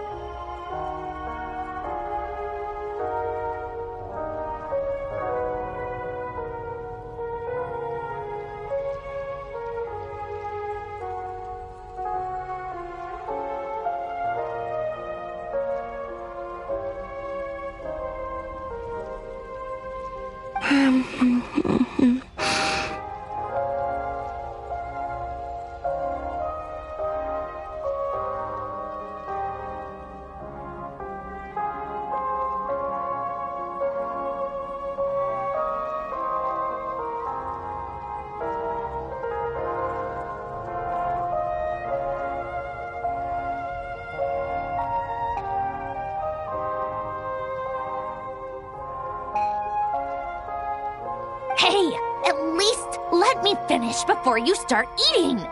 Did the Frost Moon Scions not teach you basic table manners?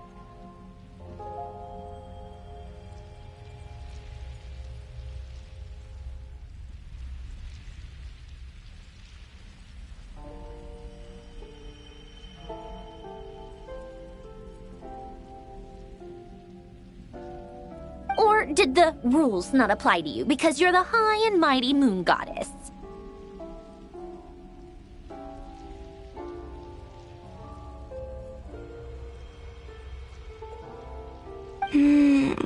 Of course they are. I made them. I was worried they might contain traces of machine oil. What?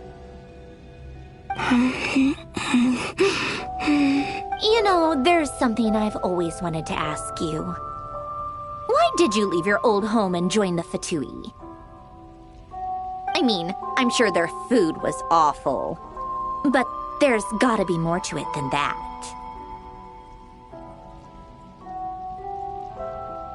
Well, there didn't go quite how I imagined. What were you expecting? You're a god. Your followers are gonna make some demands of you, right?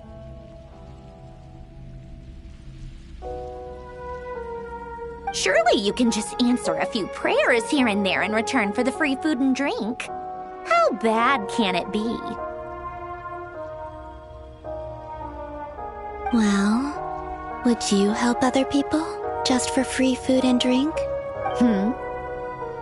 The doctor told me that you were created by a great mechanic, Lord something Fisher. The Lord Artificer. Ugh, some people can't keep their mouths shut. Oh, Lord Artificer. And didn't he have something to do with the, Nod-Krai Ordo. Yes, that was it. Nod-Krai Ordo. So, would you try to fulfill their wishes? You must be joking. I wouldn't go even if they paid me. I don't even know them. Exactly. Well, I felt the same way. I did not know the people who made demands of me. What do you know? We're on the same page for once.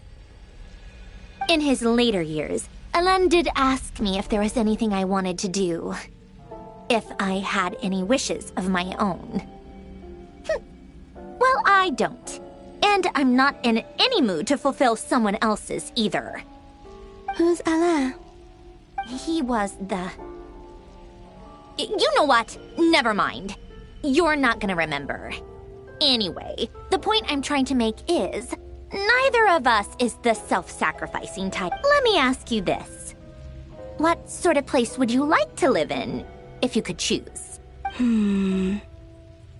A place where people don't ask me for things I cannot give them. Where they don't worship me, or fear me, but just want to chat with me like a normal person. I'd also like the freedom to come and go as I please. And ideally, it would be somewhere with the smell of coffee and snacks. Not to burst your bubble, but no such place exists in the world. Now, take your snacks and scram.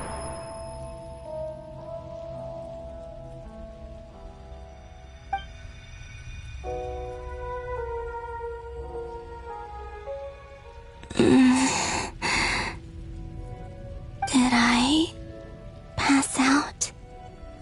Of course. I'm back here again. I dreamed of events from my past. Sandrone. Traveler. I miss you all so much. Back there. I guess I managed to harness all the Kuvaki energy on Hisi Island.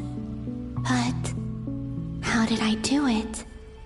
Time is flowing backwards here, and I can use that familiar power to enter the world of the past.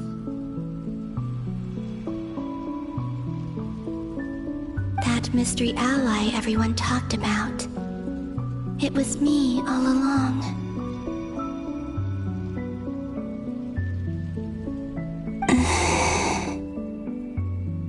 I can sense that there isn't much more power remaining up ahead. What lies at the end of all of this? Will time keep flowing into the past? And will I ever find my way back?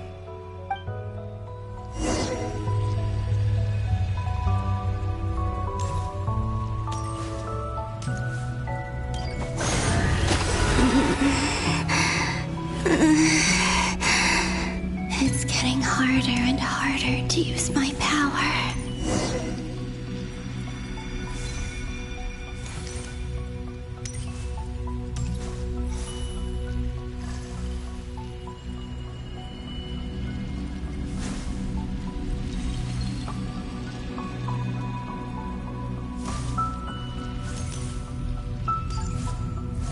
I'm no match for the Abyss in this state. I need to avoid the contaminated fragments.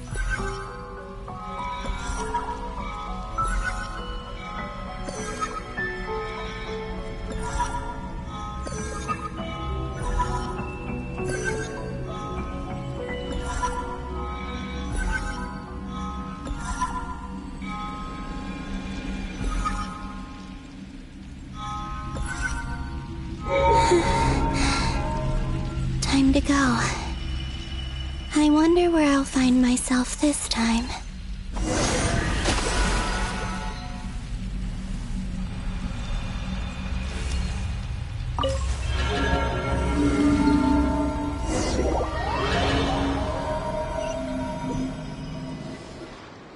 The Final Night Cemetery.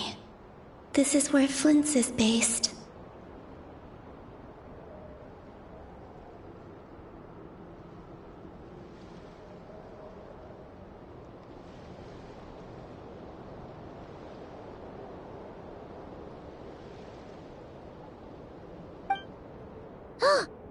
Or not! How are we supposed to read through this many files?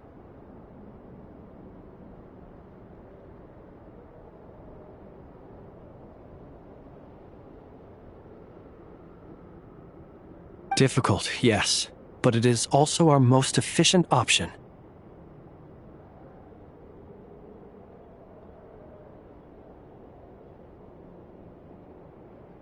Seems like they're searching for information. Oh, I remember. Was this my doing too? To expose the true intentions of this Rerir, we need to dive into Nod-Krai's history.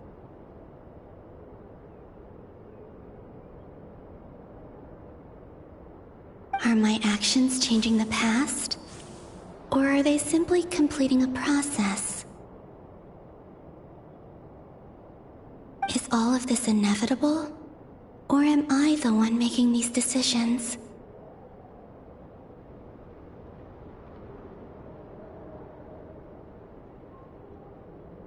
If I choose not to help them now, will it change how things turn out?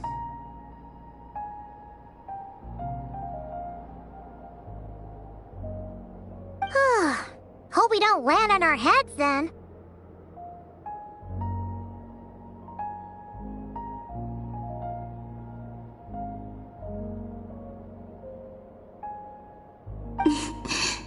They're my friends. I can't not help them.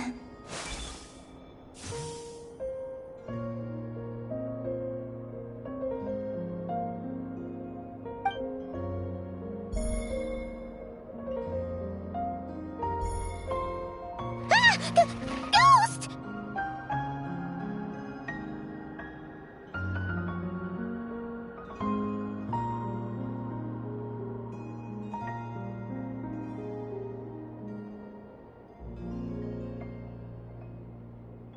And the other one was... here.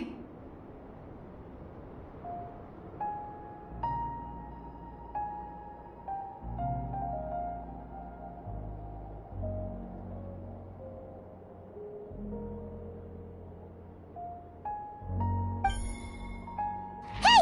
Another file's moving!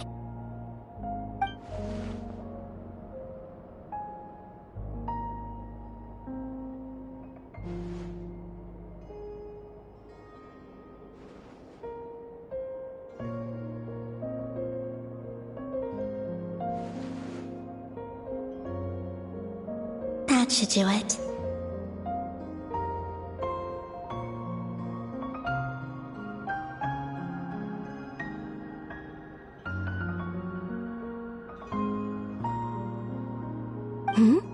Luanatar? You can sense my presence? Wait!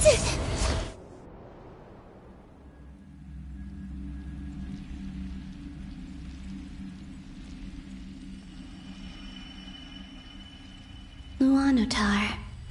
So she's that familiar presence I've been sensing all along. She's always been by the Traveler's side. That explains why the Traveler has been there each time I've entered the past. But why Luanatar? Is it because she has a connection to me as the Moon Goddess's familiar? If so, why not any other Kuhenki? That's...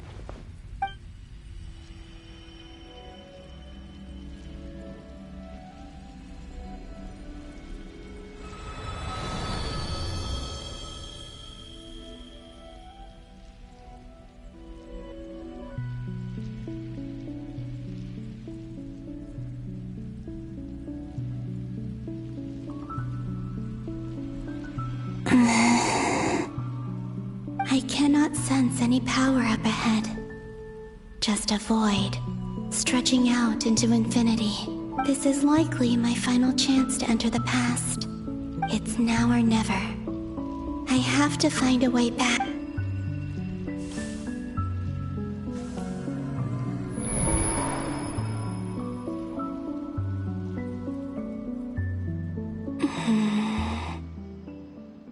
Easy Island? How far back in time is this? Where's Luanatar? I can't sense her presence this time.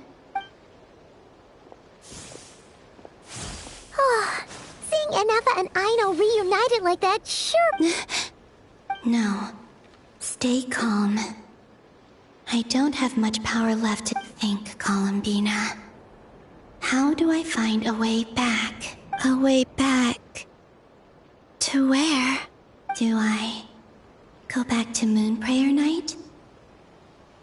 Or to the future that followed? And if I return in my current state, what will become of me then? Dottoro's actions that day proved that he'd been planning that for a long time. He had already seized the power of 2 moon marrows before capturing me. Even if I managed to get back, how can I fight against him when he wields the Tri-Lune Authority?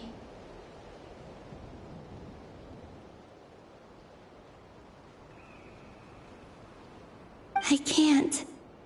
If I go back like this, I'll be playing right into his hands. I have to find some way of rivaling the power he has usurped. Wait. Time flowing backwards. The Tri-Lune Authority. Does that mean... I think I know what the final destination of this lunar reflection might be. I know what I must do. Speaking of homes, we must already be close to where the Frost Moon Scions live. The vibe here feels different. But how do I communicate my plan to my friends? Should I write it down here? No. Someone else will see it. I need something with a close connection to me. Something I can use as a medium to tell them what's happened to me in here. Now it makes sense.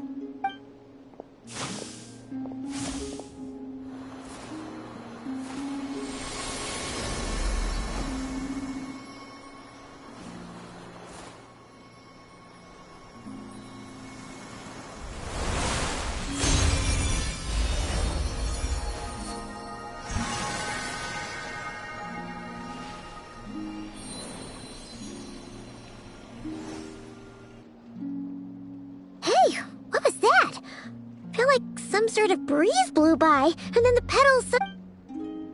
It was I who brought Luanatar into being. I gave up a piece of my own soul to create her. That's why I could sense a familiar power from the moment I entered this space.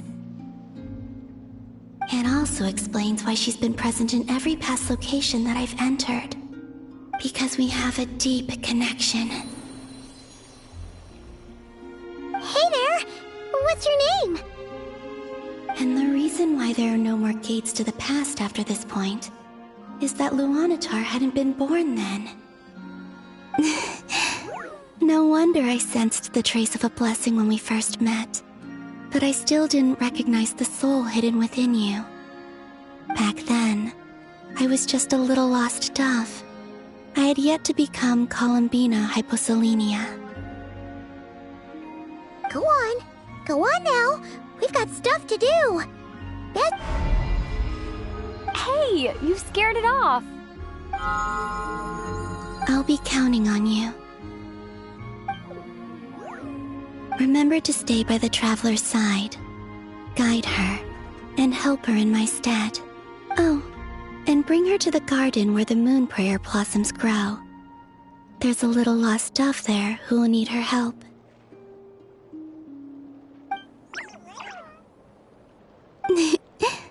Go on.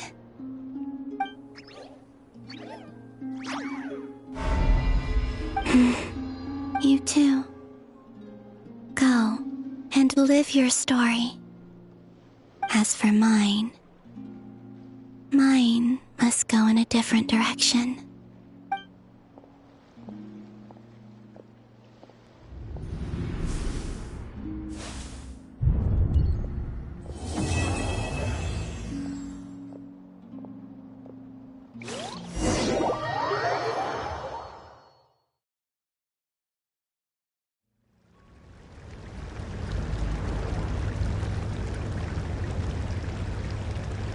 How would you like to experience the thrill of never being held accountable for your actions?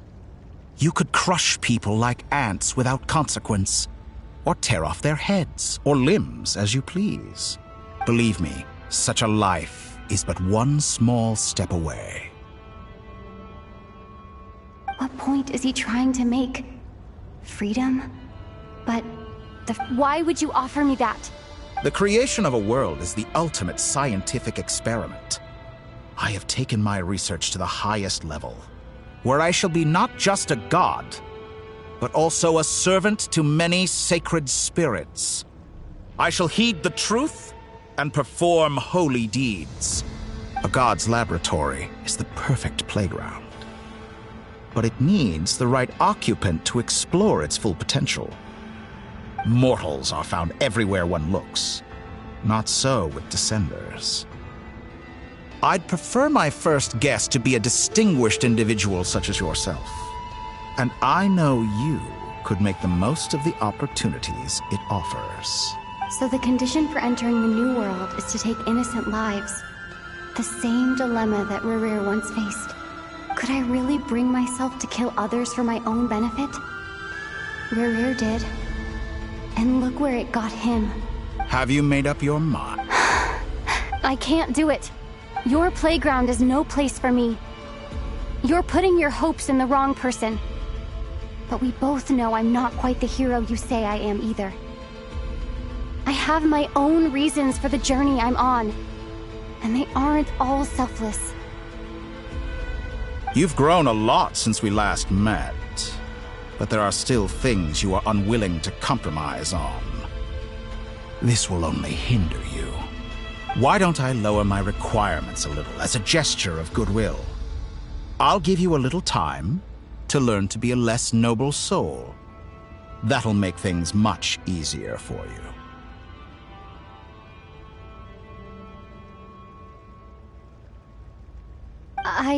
I really doubt I could live that sort of life.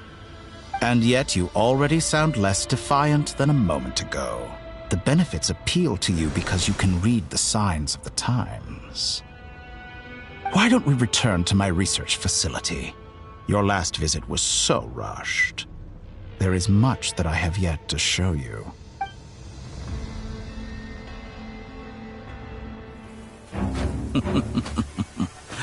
Now to that question,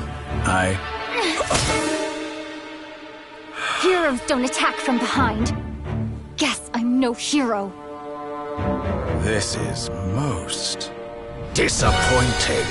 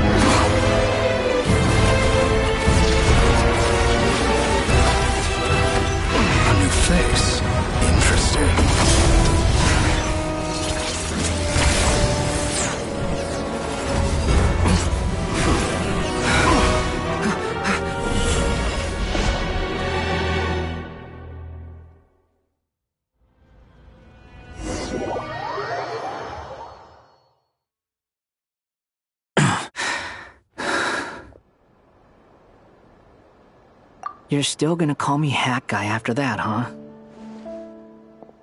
I didn't see anyone else in there who needed saving.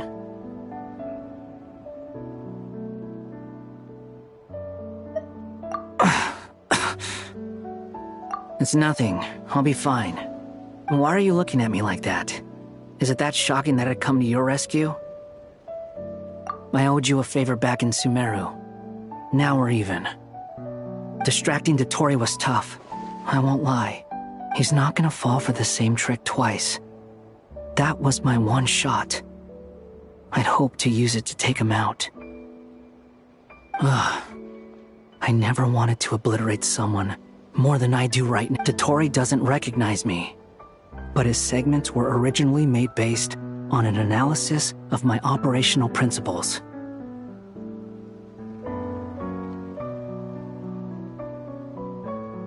I expect it's only a matter of time before he figures out what I am. So Dottore doesn't recognize Wanderer, because he deleted himself from Irminsul. Did he really miss his only chance for revenge by saving me?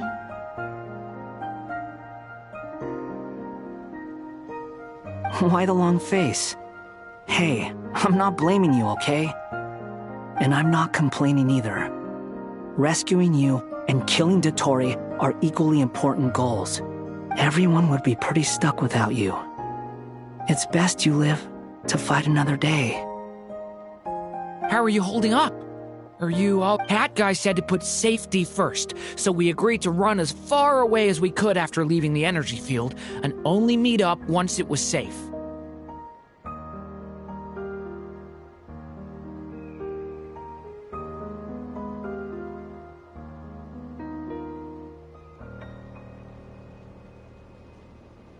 You don't look injured. It seems that Dottore didn't do anything to you. All right. Rescue operation complete. Let's head back.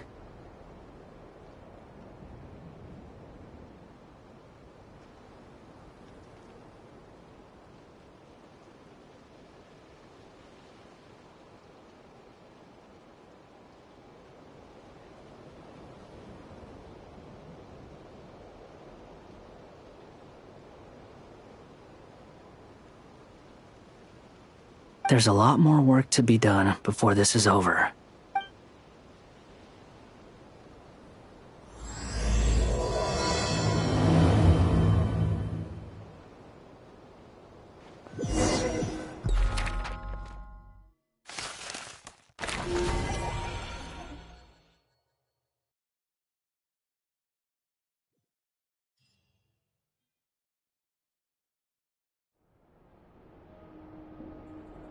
Understood. I will bear the Tsaritsa's I don't see what's so awesome about it, though. Does he really think everyone else is as immature as him? I'm not stooping to Tartaglia's level. I thought you might say that.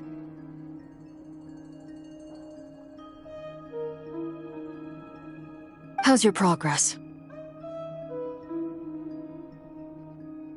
Quite promising, actually. That alchemist Albedo gave me a few ideas. Remember how I asked you to look up some files for me? That stuff on the Nod-Krai Institute. René de Petrichor and Jakob Ingold. Alain Guillotin despised René's theories and methods, but he never managed to come up with better alternatives either. So I adopted some of René's ideas. I thought Alain was like a father to you. He and René were mortal enemies, were they not? And what would you say if Lenny and his friends one day learned something useful from someone you utterly detested? I would applaud them for it. That would mean that they have surpassed me. For all we know, Alain Guillotin might have thought the same thing.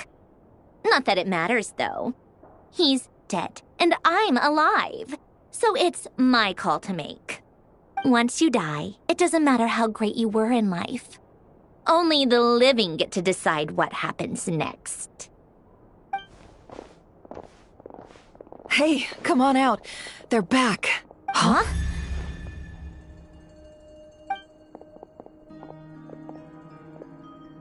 You're back? And your head's still screwed on? And you still have all your limbs? What does it look like? Way to keep your composure, madam.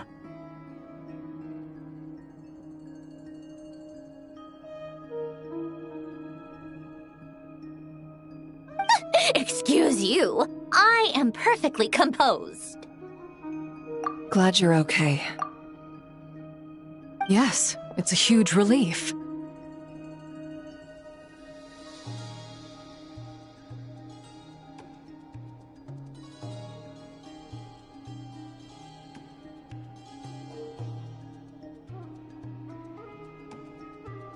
Worry? Oh, yeah, right. You think we, the Fatui, were worried about you? We were worried sick. Hey! The Traveler and I were already friends. You are free to join this mission in whatever capacity you please. Much like your tea parties. It's a laugh. I must say, I was quite surprised when Mr. Albedo told me he would need no additional aid. We discussed this on our way back as well. I am rarely so unequivocal, but in this case, we had full confidence in Hat Guy. He said he knew what he was doing. Albedo and I pretty much had to just wait outside on standby. Meanwhile, Hat Guy broke into the energy field and rescued the Traveler solo. You didn't have to mention that.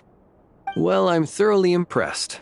You are a force to be reckoned with, Hat Guy. Is she back? Is she really back? Traveler! It's really you! Oh, thank goodness! Paimon missed you so much! You can finally breathe easy, Paimon. It's great to have you back in one piece! Oh, Paimon's been having nightmares the whole time you were gone! Look at them. You know, once you reach my age, there's nothing better than watching a misty-eyed reunion between friends. It's nothing. Same goes when you get to my age, too. I bet Ino and Anefa would be tearing up as well if they were here.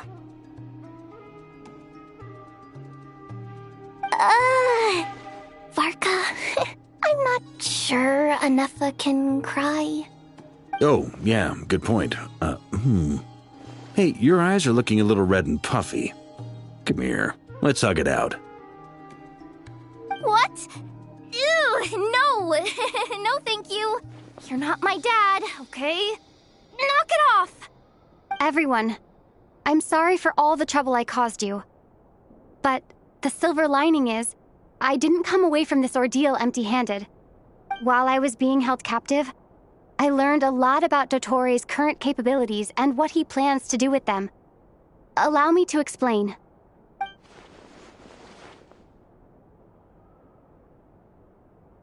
The three moon goddesses were even more powerful than we imagined. No wonder Dottore believes himself to be equal to the gods. Maybe even superior. Utter blasphemy. While everyone was gone, Nefer and I made an interesting discovery. And I believe Miss Sandrone has something to share too. Ma'am, perhaps you could do the honors?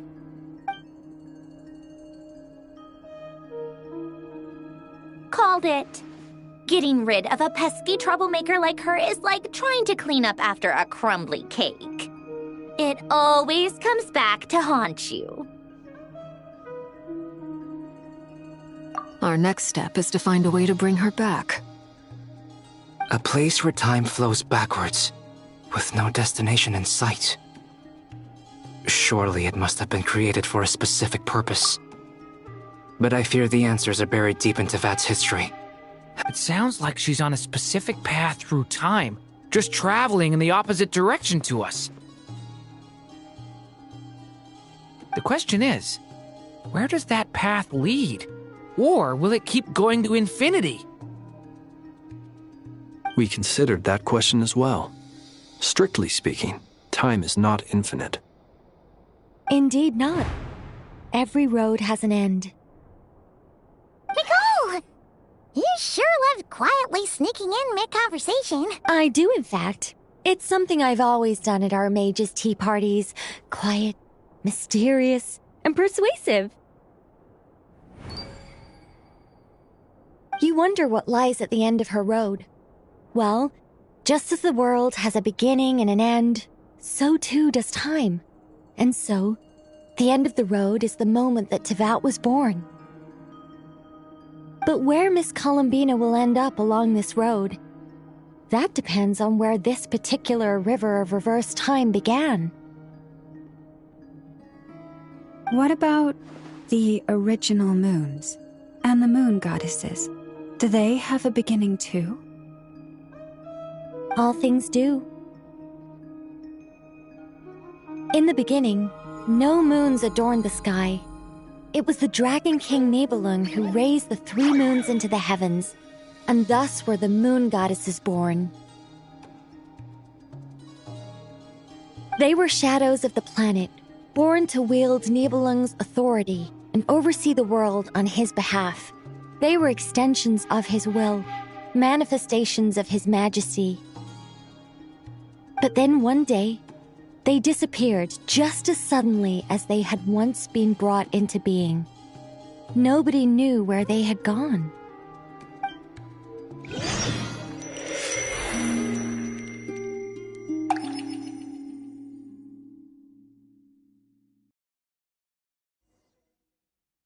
Like I thought, no more paths back to reality have emerged since. But how can I be sure that I'm going the right way without scenes from reality to keep me on track? I can't even be sure of how long I've been walking for. The further I travel, the less stable this space becomes. There are even moments where I can sense something that feels like abyssal energy. They can just materialize out of thin air. I have to keep my wits about me.